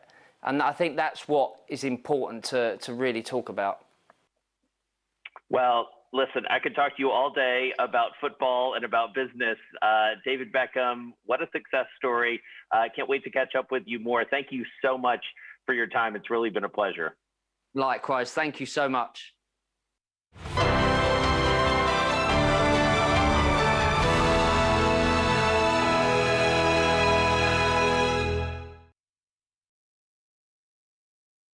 Thank you very much. We are very lucky to have probably one of the greatest football players ever that has played the game. He was a striker, and he is the guy that's the sharp dress guy. That's not me. This is Didier Drogba, who played a magnificent career. First of all, Didier, thank you very much for joining us. Thank you, Michael. I want to start real quick. You've had such a brilliant career. You played the game extremely well. But what one memory sticks out in your mind? And I have an idea the word is going to be Chelsea. Well, actually, it's a different moment. It's not lifting the Champions League final in 2012. It's a memory with my national team when we qualified for the first time of the country history for a World Cup in 2006 for the World Cup in Germany. And after that, the speech we did for peace, ceasefire in our country was, I think, it's the best trophy for us, for me. It's the best achievement of my career. You have taken that career, that brilliant career, and moved it to just something that is awesome. You are now a vice president and peace and sport. What is that, if you can tell the audience? So Peace and Sport, Michael, is an international, neutral, and independent organization based in Monaco, which promotes peace using the power of sports. And it's founded in 2007 by the modern pentathlon Olympic medalist and world champion, Joël Bouzou. And we really enjoy the high patronage of His Highness, the Prince Albert II of Monaco. So Peace and Sport brings together and develops partnerships between the peace, so NGOs, UN agency, and academies, the sport, like the Olympic families, the international federations, and the political world. So it allows to implement and ensure the sustainability of field programs, maximizing the use of sport and for development and peace and leading social transformation in areas, in different areas of the world affected by poverty or social instability. It's a very brilliant organization, and you're bringing communities together, as you said. It's awesome. The organization itself. Now, it's not just for the American audience, soccer, football. There are other sports involved as well with the organization. Can you tell us about that? Yes, there are. Like we have so many sports. We have different athletes. We have the Champions for Peace that we call them Champions for Peace. So they come from athleticism, they come from rugby, they come from football, from different sports. So it's not only football specific. It's all kinds of sports that exist in the world, and we bring the champions together. You go through a challenge which is brilliant, especially in this political world. This organization navigates all through that, and you are helping to bring peace in the world. That's got to be a great feeling. Yeah, thank you. Because peace and sport has been raising awareness among UN bodies and leading international organizations on decisive role of sport, in building peace and a peaceful and inclusive societies. We are one of the essential consultative bodies on the subject, particularly with the Council of Europe and with UNESCO. And for example, during the first World Cup, the World Refugee Forum, sorry, still talking about football, but during the first World Refugee Forum, organized by the UN in December 2019 in Geneva, Peace and Sport, we contributed to bringing together nearly 80 organizations. Talk about the pillars of peace and sport, because if I read it right, it's mobilize, connect, demonstrate, and advocate. Can you take us through each of those pillars and what that means for the organization? Yeah, this is exactly what we are doing as Peace and Sport. We like to mobilize, so bringing the athletes and, for example, Blaise Matuidi, world champion, Sia Colisi, my brother, Sia Colisi, Paula Radcliffe, Chris Froome, Laura Flessel, Christian Carambeau, and lately, like I said, Lionel Messi. So this is how we bring people together. And by the way, we organize an event every year, bringing 119 top athletes together, to make sport a tool for that social cohesion. Take us through the ambassadors, because you mentioned it briefly, but Monaco has been a huge supporter of this organization. Yes, like I said, we organize every year this award ceremony where we give some awards to the champions, and we promote all the programs that we've been doing. So we represent over 38 countries, and Olympic and non-Olympic sports. We really invest our time, our celebrity, and our experience as athletes into projects that use sport to provide solutions to social issues. I assume, just like everybody else in the world, you've had to negotiate through COVID. What challenges did that bring for you and the organization? Well, the biggest, I think, the biggest challenges for us during this COVID is how to function. We needed to adapt, an organization that was really going on the ground, traveling to create some events in Jordan, for example, and so it has been a significant challenge for us, but we managed to adapt to the conditions and to switch and bring the methodology into the Peace and Sport by my coach mobile application, which is new, and we are really proud of this. And this was at the start of the health crisis, and this allows us to continue certain field programs in the context of really difficult and severe restrictions on mobility. And in the coming years, we'd like to really diversify our partnership and collaborate with more private partners and develop this.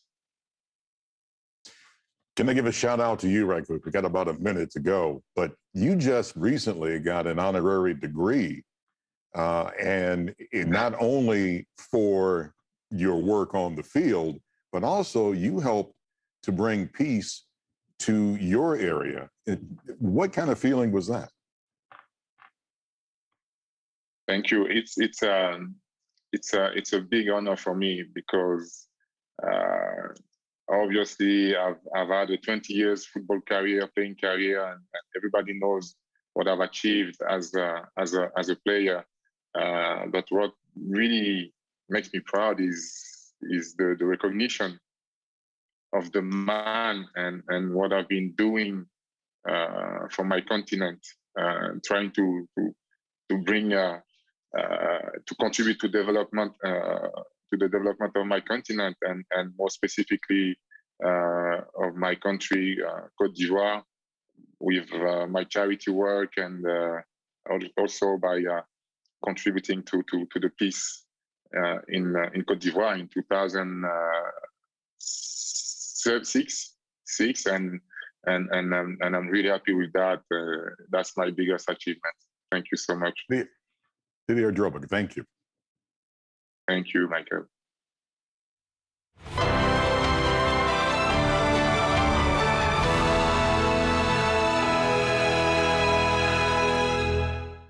Joining me now is Masai Ujiri, President and General Manager of the Toronto Raptors. Masai, it's lovely to see you. The last time we met, we were in Africa. I believe we were in Addis Ababa, and you were talking so passionately about the giants of Africa and the work that you're doing on the continent. I want to ask you, how is it going? How has it been impacted by the pandemic? Hi, Zain. Thanks for having me. This is fun seeing you so far away. We were so close in Addis. You know, this is it's been a challenge. It's been a challenge for I think every one of us. And same goes for the work we do. Same goes for our foundation. But we found a way, you know, to just like everybody else, to communicate with the youth of Africa and our followers with Giants of Africa. I wasn't able, and we were not able to go and do our camps physically this year, but I thought a good way to impact was, one, almost do what everybody's doing, which is virtual contact with everybody and make sure we stay communicated. But also, Zain, I haven't said this everywhere, but we're taking this time to really build infrastructure. So some of the resources we had that we put into camps and basketball skills with these kids, we wanted to build during COVID. So hopefully we're unveiling something good when this is done. And you were so happy at the number of girls in the basketball camp as well on the continent. And because women and girls have been so badly impacted, especially on our continent during this pandemic, how do you kind of see that gender recovery? It's something that I know you've prioritized. I know you care about it very much. And from your perspective, we'd love to know how you see the recovery when it comes to sport and young women on the continent. I think we'll get back, Zain, and for young girls, I know it's always been a challenge with them. That's why we have brought them into our sport and paid particular attention and being intentional in doing the same thing we do with boys, we want to do with girls.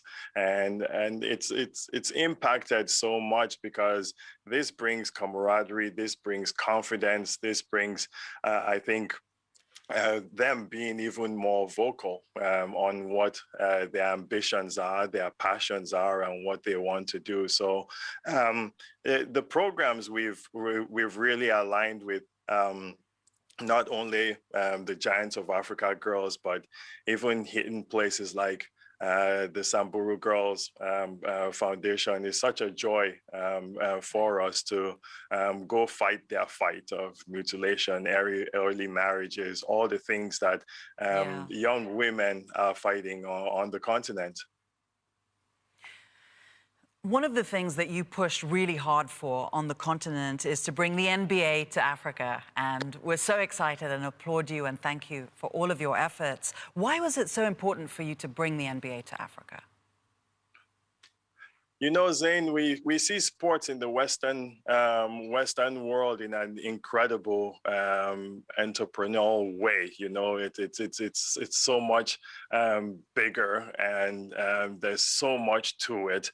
And now in Africa, we have to figure that out too. I look at the Raptors or the NBA and revenue generating talent, marketing, advertising, job opportunities, employment, all kinds of things that you look at that sports brings to us. We haven't tapped on that on the continent, and the NBA, through Adam Silver, through Amadou Gallo-Fall, through Mark Tatum, through all the people that have worked so hard through even President Kagame in building an arena. Infrastructure is so big for us on the continent. We want to develop the game, where it brings opportunity for people and they see it bigger than just something to do for leisure and fun, because we do have the talent. What about the talent in the women's space, for example? How about plans for a women's NBA league in Africa? Have you thought about that? You know, we think about it every day, and I think it's gradual. This is a great start for us with the men's league, and I know it's in all our minds that there is an opportunity with the talent on the continent, with all the tall ladies, athletic, speed, fast, smart. We think about it too, Zane, honestly, as not only the opportunity for people that play sports, but the opportunity that for people that are going to work in sports. We take that for granted. There's sports educationists, sports journalists, sports there's everything, you know, sports psychologists, sports doctors, everything that you can think of. So we can find a niche and a way in what we want to do. And I think there's a huge opportunity for women here. But the league is on our mind. We start gradually. I think we'll get there. Well, let's talk about sports and politics then. Okay, Masai, I mean, you know, these last few years, the sports arena has become really a field to take some kind of a political stand, a stand on social issues of our day, or to take a knee and address racism and political issues that are at stake. What is your view on athletes advocating for social issues like that? Your view on what the NBA is doing? Oh, I think we have an incredible platform to be a voice out there, not only for the youth, but for people who are not even opportune to have that same voice or to speak. With what's going on around the world, I think there's something special about sports that brings people together. It even takes me back to the day when I think Drogba knelt down, you know, like in the World Cup, and called for peace, you know, in his country. It's gone back to days from athletes have really spoken. We see Kaepernick, we see LeBron James, all these guys, you know, talking their minds and truth, and it comes down to humanity and who we are as people. I think sport has a way of bringing us closer. It makes us happy, and I think it's a way to interact. And I think these athletes are powerful because they mean well, you know, and they can represent a good number of people in the world. It is important that we speak from our hearts and are good people. Do you think that taking the knee, taking a stand on these kinds of issues is an American thing? Do you think that athletes in Africa, for example, would do more of that kind of stuff and take a political stand on the local, relevant social issues of our day on the continent? As we continue to advance in that space, Zane, it will get even more for the African athletes. We see, as I said, guys like Drogba. We see what Dikembe Mutombo is doing. There's so many I know that want to have this voice, Lual Deng, that speak, Jakim Noah, that they really, I think, talk on issues that are important, because we do have a platform there to really perform. And what about Nairobi? When are you going to visit Nairobi, my hometown? You know, that's my hometown too, with my mom. You know, like it's so special to me. So I can't wait. September. I can't wait to get back and to get back on the continent, doing quite a few countries in September. It's going to be fun to get back to normal. Wonderful. Thank you so much. We'll see you in Nairobi then. Asante sana, Masai Ujiri. We really appreciate your time. So good to see you. Thanks, Zane. Thanks. This was great. And I'll see you soon. I'll see you in Nairobi.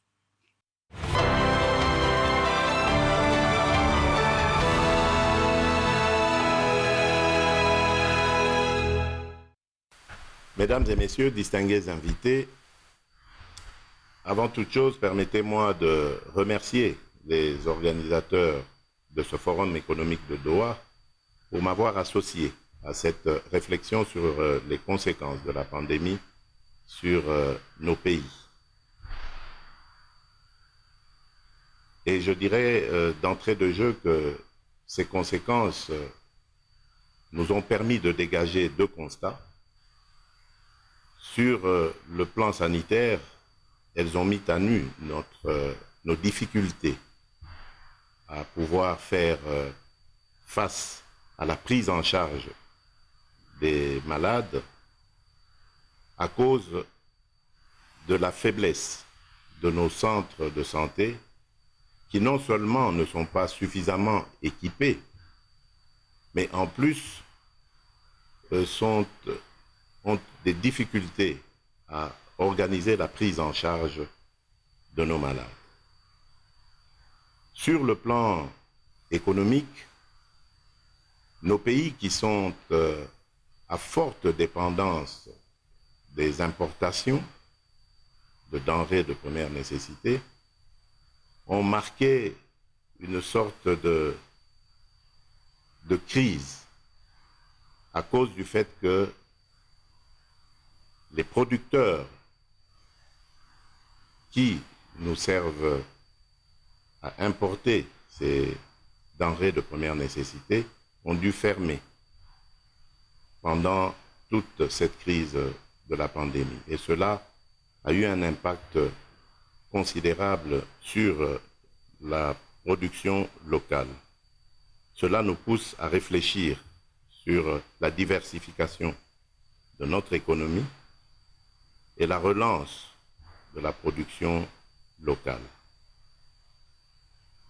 La diversification parce que nous avons des économies qui, comme en République démocratique du Congo, dépendent fortement du domaine minier et cela doit absolument nous faire réfléchir sur la nécessité d'aller sur d'autres secteurs tels que l'agriculture ou encore le digital, qui sont des secteurs porteurs de beaucoup d'espoir de création d'emplois et également de richesse. Je dirais ici que grâce au forum qui a eu récemment à Paris sous l'égide du président Emmanuel Macron,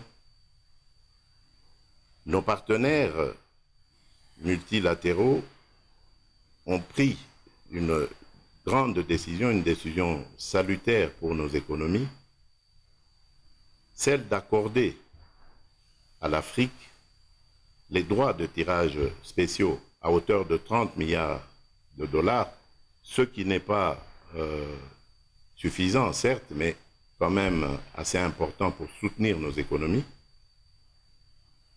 Et nous avons même convenu de multiplier les efforts pour essayer d'aller au-delà et atteindre même peut-être les 100 milliards de DTS. Cela pourrait fortement faire du bien à nos économies et nous permettre de pouvoir faire face aux crises futures qui se présenteraient éventuellement. Enfin, la nécessité de vacciner plus de 60% de la population africaine doit rester et demeurer un objectif pour nous, Africains, et nos partenaires devraient nous accompagner dans la poursuite de cet objectif. Voilà, mesdames et messieurs, distingués invités, ce que je peux dire, donner, apporter comme contribution aux réflexions que vous êtes en train de faire en ce moment. Je vous souhaite plein succès à vos travaux, plein succès au Forum économique de Doha.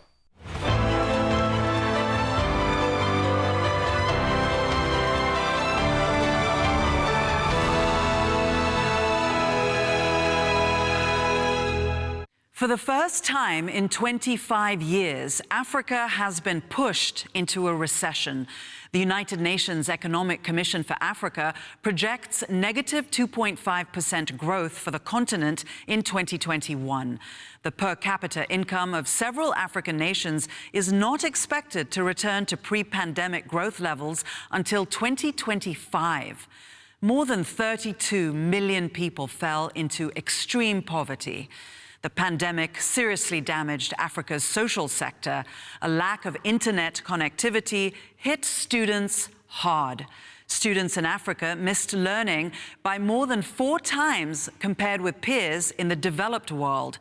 Bloomberg's Yinka Ibukua speaks to a man who is transforming Africa into a learning center of excellence.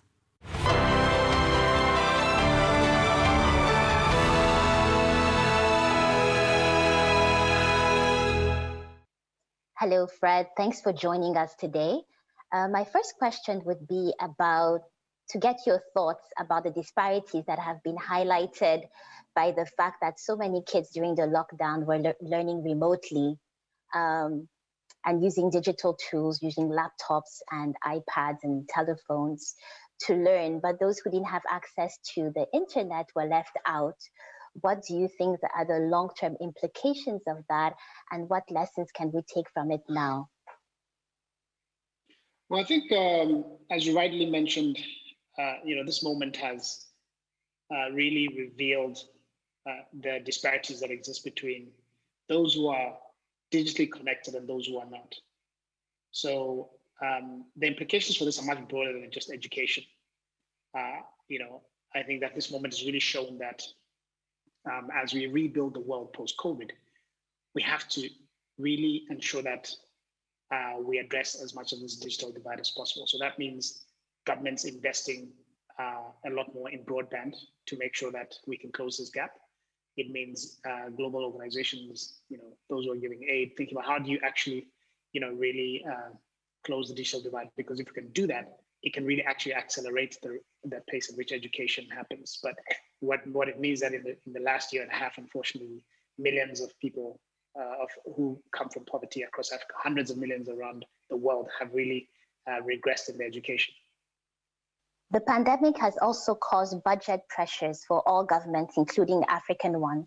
Are there some interesting innovations that you can point to where governments were able to figure out how to still serve their population?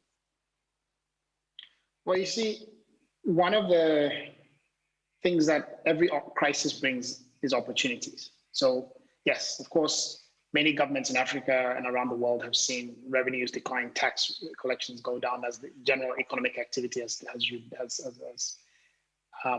dropped. But it also has forced us to think differently about how we do things, right? One of the things I really believe is that constraints drives innovation. And so we're seeing a lot more advances in digital health, digital education. Governments suddenly are having to digitize the services that they offer to their citizens. And so the flip side of the pandemic is that it has accelerated the pace of digital transformation across Africa. I was in Rwanda recently, and the government has had to develop a national registry for COVID. So every person who gets a COVID test has a unique ID that is put on the system, and it's really allowing them to really track what's happening, in healthcare across Africa, across the country.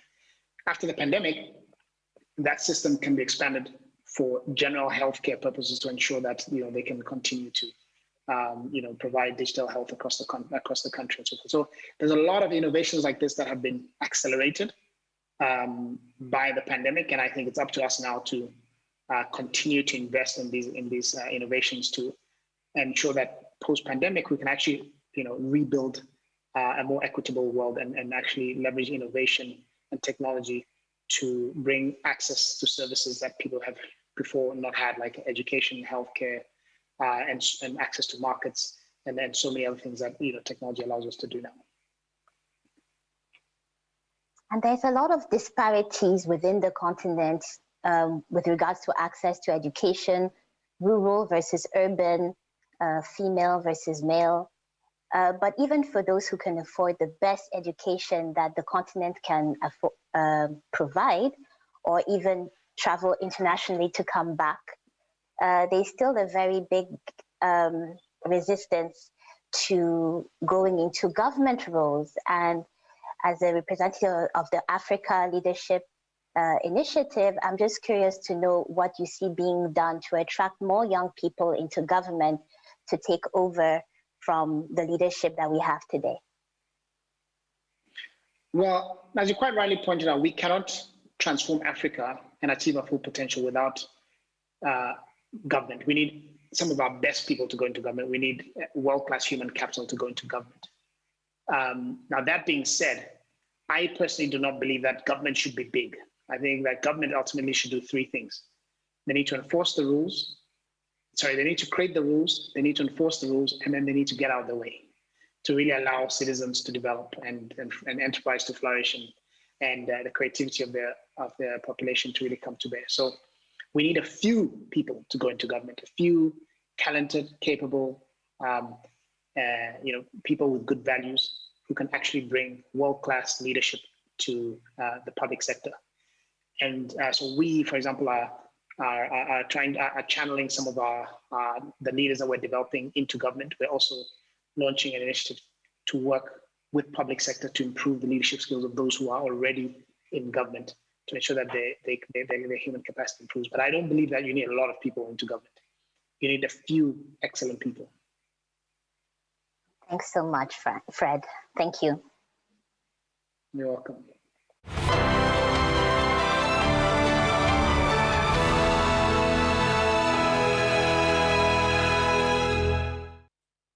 Welcome, everyone. Our next topic is the test for global education, because the results are in. We've seen how COVID-19 has led to sharply reduced learning gains across the world, widening racial disparities in achievement, and of course, a rise in mental health afflictions among stuck-at-home students. We want to look for ways to chart the way forward and future-proof the global recovery efforts. So to help me do that are our panelists, Valerie Amos, the Master of University College at Oxford University, which is basically a fancy way of saying that she's the head of a college at Oxford. And in fact, she is the first Black head. Prior to that, she was director at University of London's School of Oriental and African Studies. She joins us from London. Joining us from Paris is Louise Mushikiwabo, the Secretary General of OIF, or La Francophonie. The OIF is an international organization that represents countries and regions where French is a customary language, and there's an affiliation with French culture. Louise was formerly a foreign minister for Rwanda. So I thank you both for joining us today on this important discussion. I want to start big and just get your thoughts on some themes that have emerged as we reflect on what we've seen so far in the past year or two. Louise, why don't I start with you? If you could describe the impact of COVID-19 on the Francophone region of the world, what are the top themes that stand out to you as you look back? Well, thank you very much. The top theme really for not just the Francophone countries, but for all countries, I believe, is connection or no connection.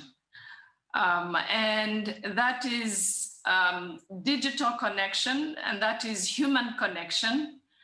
And that affects very much the area of education. Our organization is, among other themes, on the education of young people in our member states. We're 88 member states and governments. And what we noticed from the beginning of the pandemic was that even our own Francophone world was divided among those who have access to the internet, those who have access to medicines, and those who have very little or nothing in both areas. But beyond that, what the Francophone world has, which is shared with the world in general, is also the inequalities. The inequalities that came specifically with the economic crisis. for some of our member states in Africa, for example, even the economic crisis came ahead of the health crisis.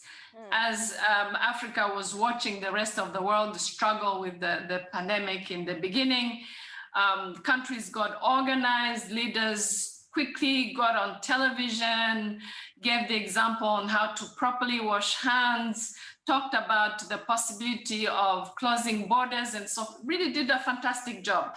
But meanwhile, if you look at countries that are members, like in North Africa, Tunisia, Morocco, for example, East Africa, Rwanda, my own country, that are very much on tourism and services, the economic crisis really, as I said, was there even ahead of the health crisis, which took some time before it reached the continent. So those are, for me, the themes that stand out, the issues that became very apparent, and hopefully from which we are learning lessons, because the crisis is not over yet. No, it's certainly not. And of course, it's moving forward or moving backwards at different paces. Valerie, let me come to you now, because we go from the Francophone region to higher education in the UK, where you're based. Obviously, teachers, students, institutions had to pivot overnight from in-person learning to remote learning, and that usually meant online learning, sometimes synchronous, sometimes asynchronous. From where you sit, what worked better than you expected?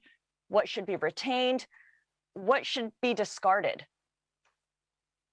Well, first of all, let me absolutely agree with the points that Louise made. Those disparities, those differences, the kind of disadvantage that we've seen between countries, we're also seeing within countries, within communities, and also in higher education. So we have students who have greater access to digital technology, for example, were much more able quickly to pivot to online learning. But there was a huge amount of work, skills development that needed to be done with our academic colleagues at the same time as working with our students to move to do these new ways of doing things. And of course, they missed each other, and the element of knowledge development and learning that comes from that social interaction. And let's not forget, it's not just about our academic colleagues and about students, it's about a whole university community. The people who work in the services that support those students, support those staff, they were also badly affected. People had their families, their communities who were affected by COVID, and also higher education is global. We had many students who were not able to get home when we faced lockdown. What worked, what didn't work so well? We're still learning the lessons from that. We have a lot of our students who actually appreciated the putting, for example, of lectures online. They were able to go back to things, refresh their knowledge, their experiences.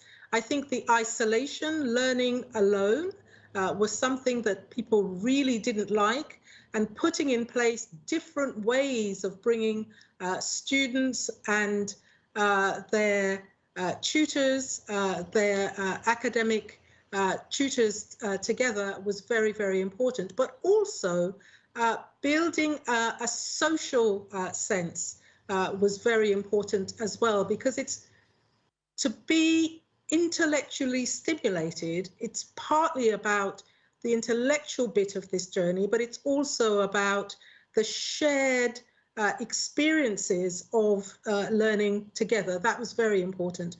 And you mentioned in your introduction the mental health elements of this.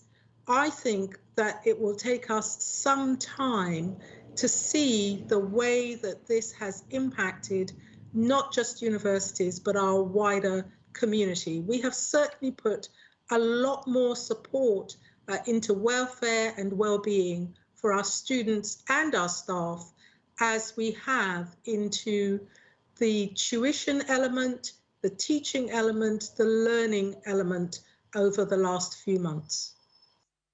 That's a really important point, and we'll get to that shortly. But I want to pick up on what you mentioned, Valerie, about putting in place different ways to create connections and shared social experiences. Louise, can you talk a little bit about the specific new initiatives that you've undertaken during this pandemic and the impact or the challenges you may have experienced while trying to implement them across the different regions that you cover? Sure. The first thing we did at Francophonie within, I'd say, 2 weeks was to put together and organize for ease of use educational materials in French. And we noticed that very quickly some of the young people, the students, the countries, the schools were consuming these educational materials. But at the same time, we noticed, and we were aware of this, that many of our young people were not able to access the educational materials simply because they didn't have the tools. So we continued to provide culturally accurate materials for those who were connected.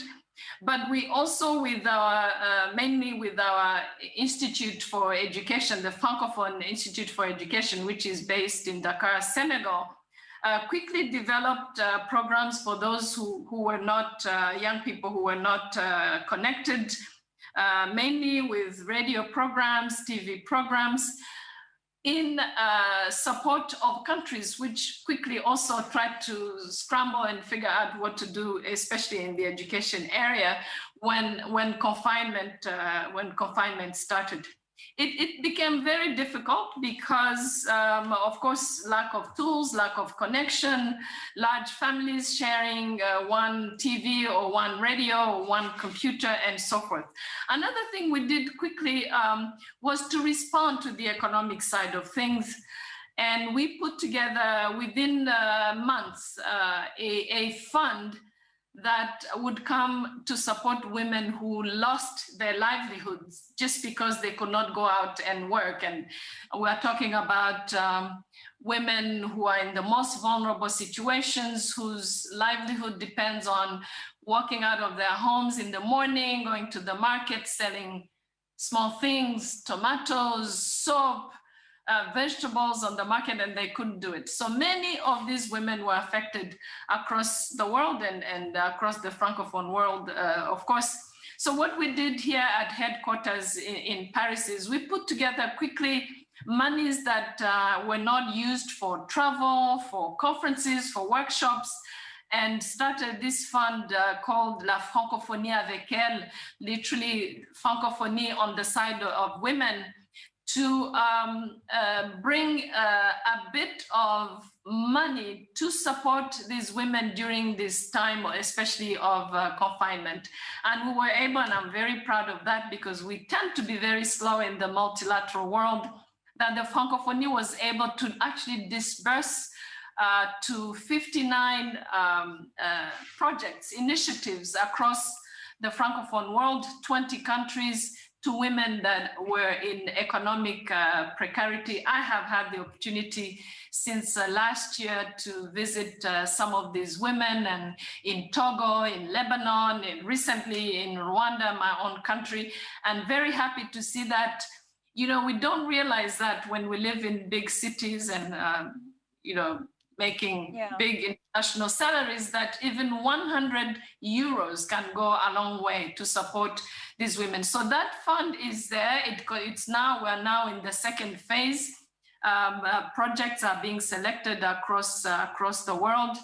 And so that economic support was extremely important. There are other things we did, putting together innovators in the digital world, young people mostly, also from more than 60 countries, connecting them, sharing ideas. And I'm really happy to say that we were positively surprised by the talent and the kind of innovation to support their own communities, that young people across the world actually were really up to the task, and that connection of Francophone innovators in the digital area is still on as well. It's a great example of how you can use something that worked in one place and apply it as best practices across the region and really scale your response and the possible solutions out there.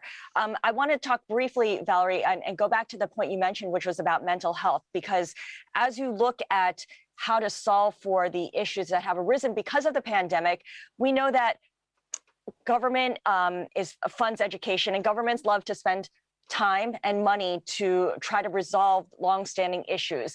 So save the government some time and money for us here. What do you think is the hardest truth about some possible solutions to these increased mental health concerns? What's worked perhaps somewhere else in the world that could be applied to where you are? So first of all, in terms of who funds education, I think it's really important in the context of the United Kingdom to be clear that it is not just the government that funds education. Students themselves fund their education through the fees that they pay, the tuition fees. You have major donors who support us.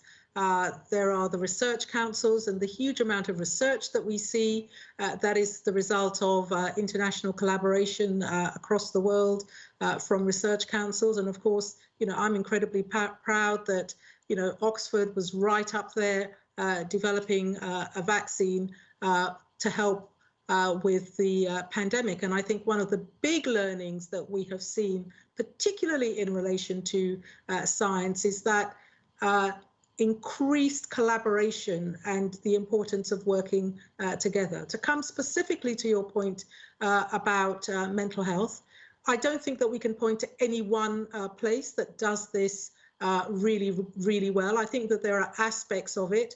What we have found is that it's important to be available 24/7, to have a team made up of people from different communities with different skill sets, so that individuals feel able to approach members of that team, to have other resources available for those who need more intense work, to recognize that we need to work collaboratively across universities on this.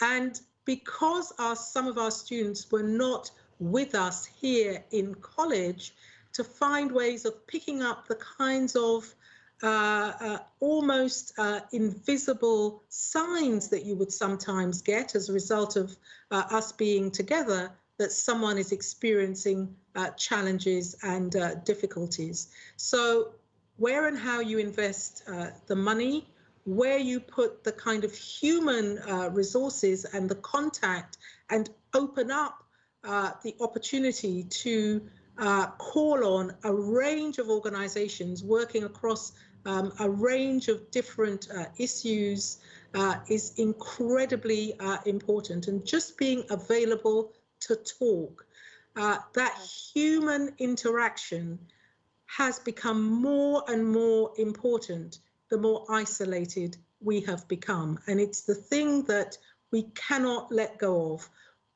It is costly in terms of time and in terms of financial and other resources, but we have to make those investments. And of course, everyone is also moving on to a world that's very uncertain. We know that COVID has exacerbated existing inequities. The rich got richer, the poor got poorer, and more than ever, people are just trying to get by, to make do. We touched on this earlier, this idea of digital connection, connectivity. Clearly, the US, parts of Europe are emerging from the pandemic because of mass vaccines. That's not the case in Asia, in Africa, in Latin America. So Louise, let me come to you, because this is something that obviously touches upon your part of the world. For the children who are not online and on our rural parts of the country, their country with no online connectivity, what are the immediate solutions beyond waiting, beyond getting donations? What can be done more quickly in the next 6 months, in the next 1 year?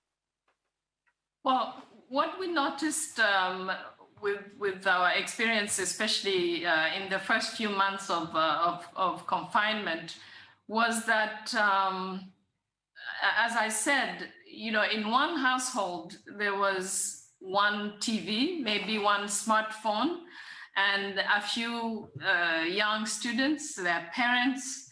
By the way, the teachers as well. We noticed that some of the teachers that are trained by our institute based in Dakar were not really savvy. They were not very conversant with how to quickly use some of these digital tools for education. So what we did with our institute was to quickly find offline solutions to provide access to educational resources. But we also noticed that social media became a very good tool for education, where teachers started sending homework to young people on their parents' smartphones, and that works. Now, what is clear for us, and this is probably where I should have started, is that education without access to the internet for a big part of the world is a major, major issue that I think as we slowly come out of this, hopefully, this pandemic, it's something we need to look at. It should be a global concern.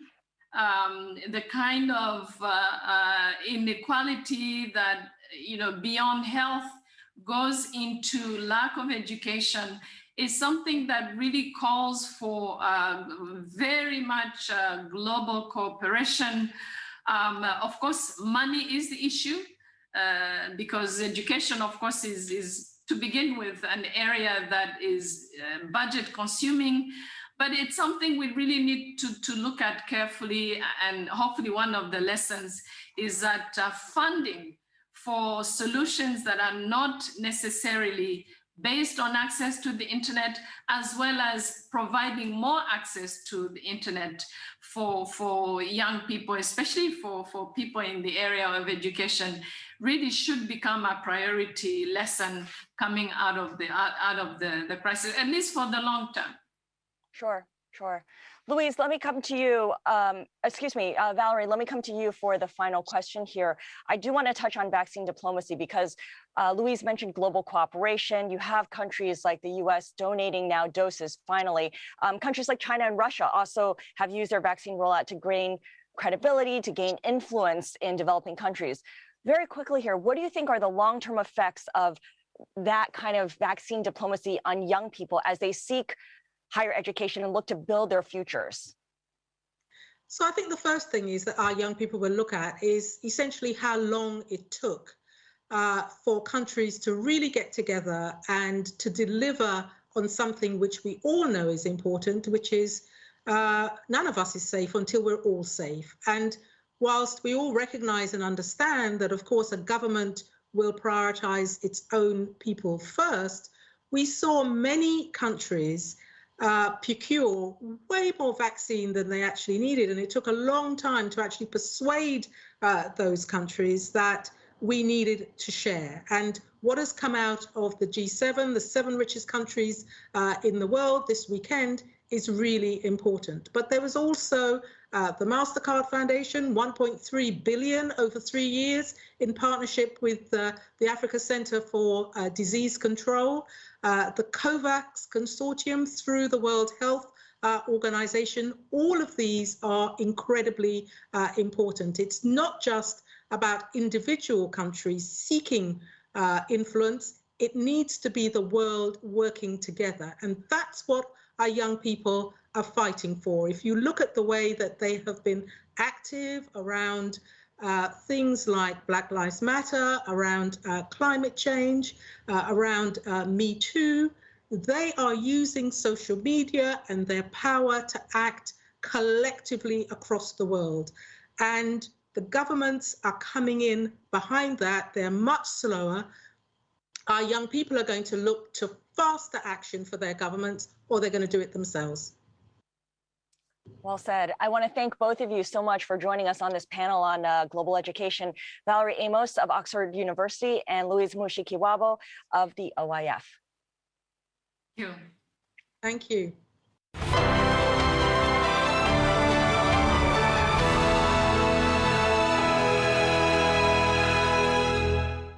Joining me now is Mozambique's Graça Machel.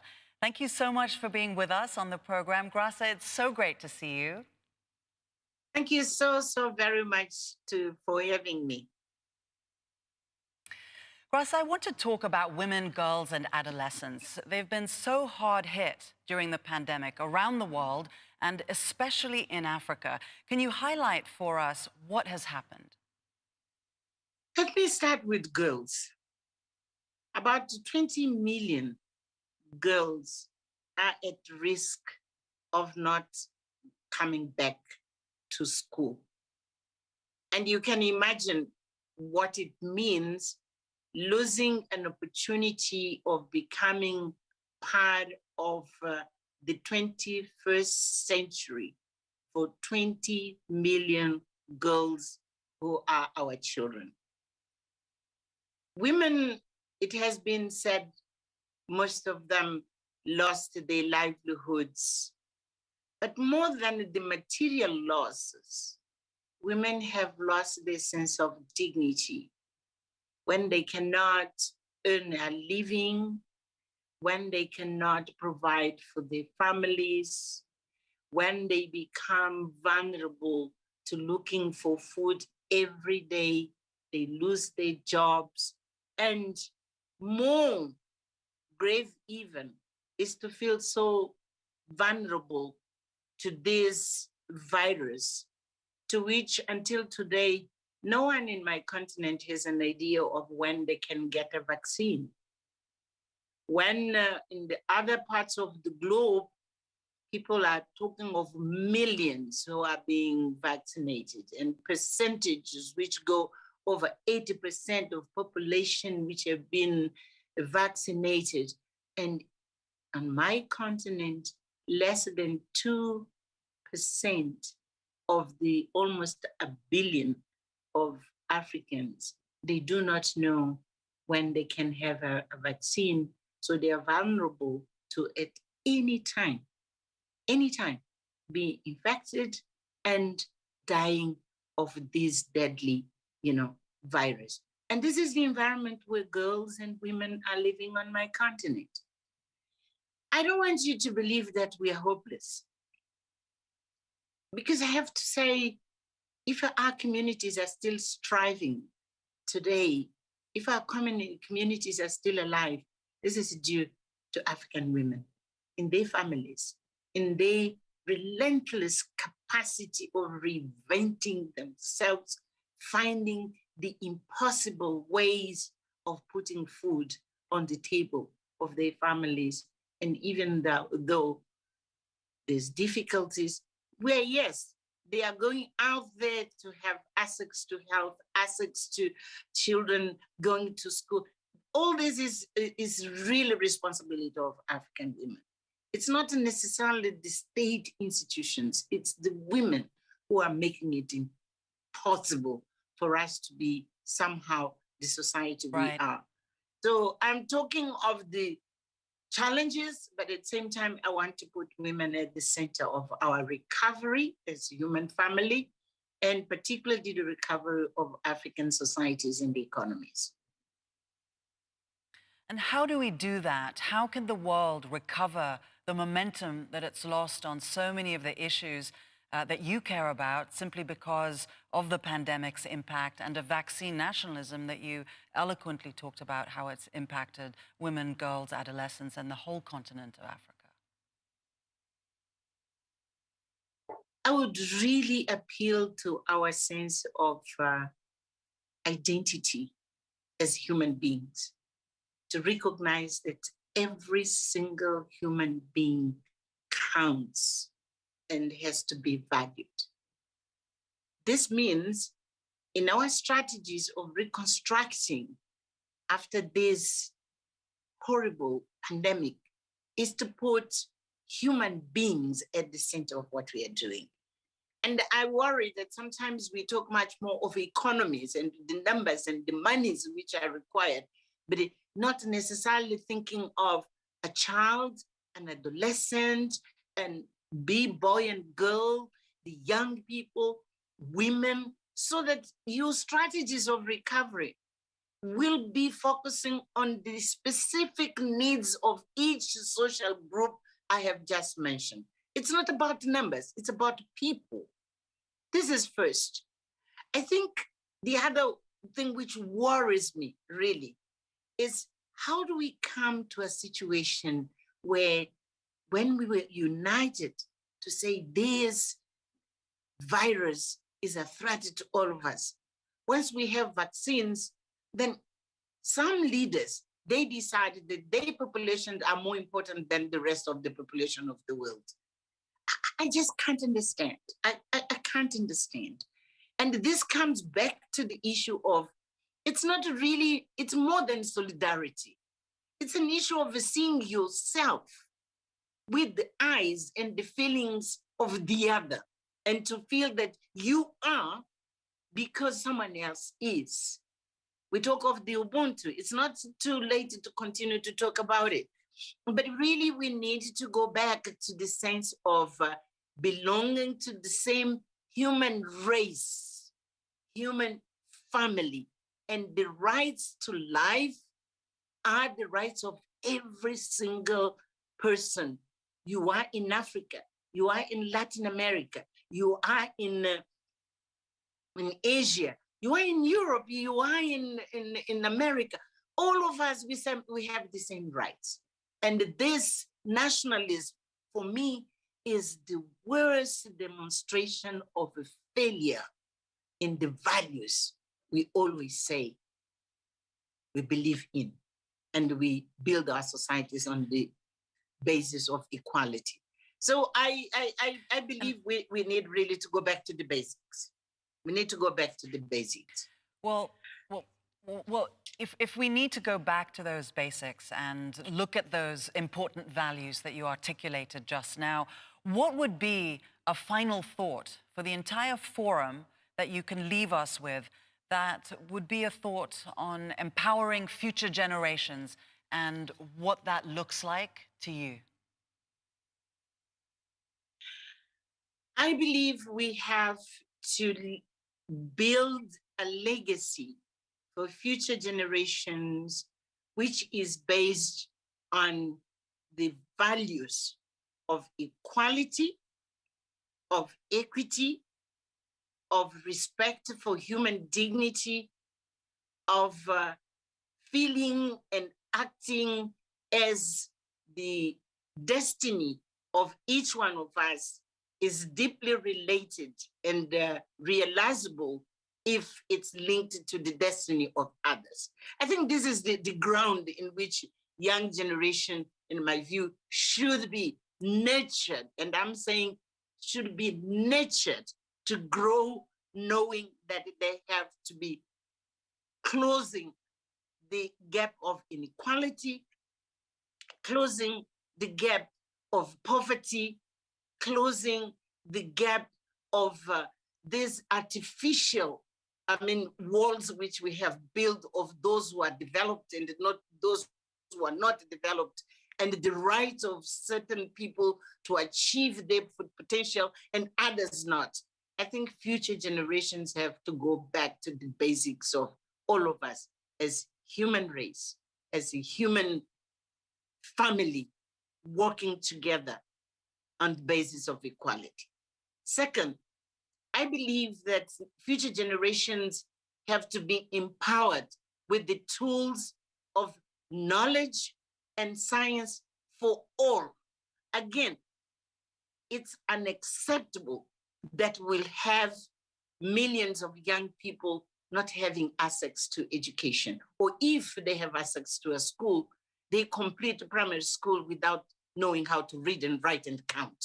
It's unacceptable in 21st century with the tools and the capacities we have not to be able to adequately educate our young people and for them to have the tools to realize themselves fully in their potential. It's an obligation. It's a mandatory for us to review the way we put our education systems at the service of young generations. I believe also it is unacceptable for us to leave a legacy in which we don't care for the future of the planet. This planet is not ours. It was lent to us and we have to leave it to young generations to come. We need to confront the impact of the development options which we have made, which are destroying the planet. We don't have the right to leave a planet which is in disarray as it is, because it belongs to young generations. We have to be able to mend, the errors we have made, to respect what science is saying as how really to rejuvenate the planet and to offer to new generations in a healthy and prosperous situation. Mozambique's Graça Machel, thank you so much. Thank you, Zain. It was a pleasure to be with you.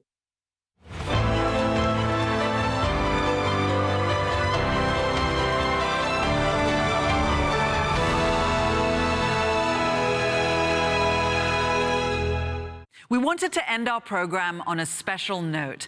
Earlier this week, I went to Doha's beautiful opera house, home to the Qatar Philharmonic Orchestra.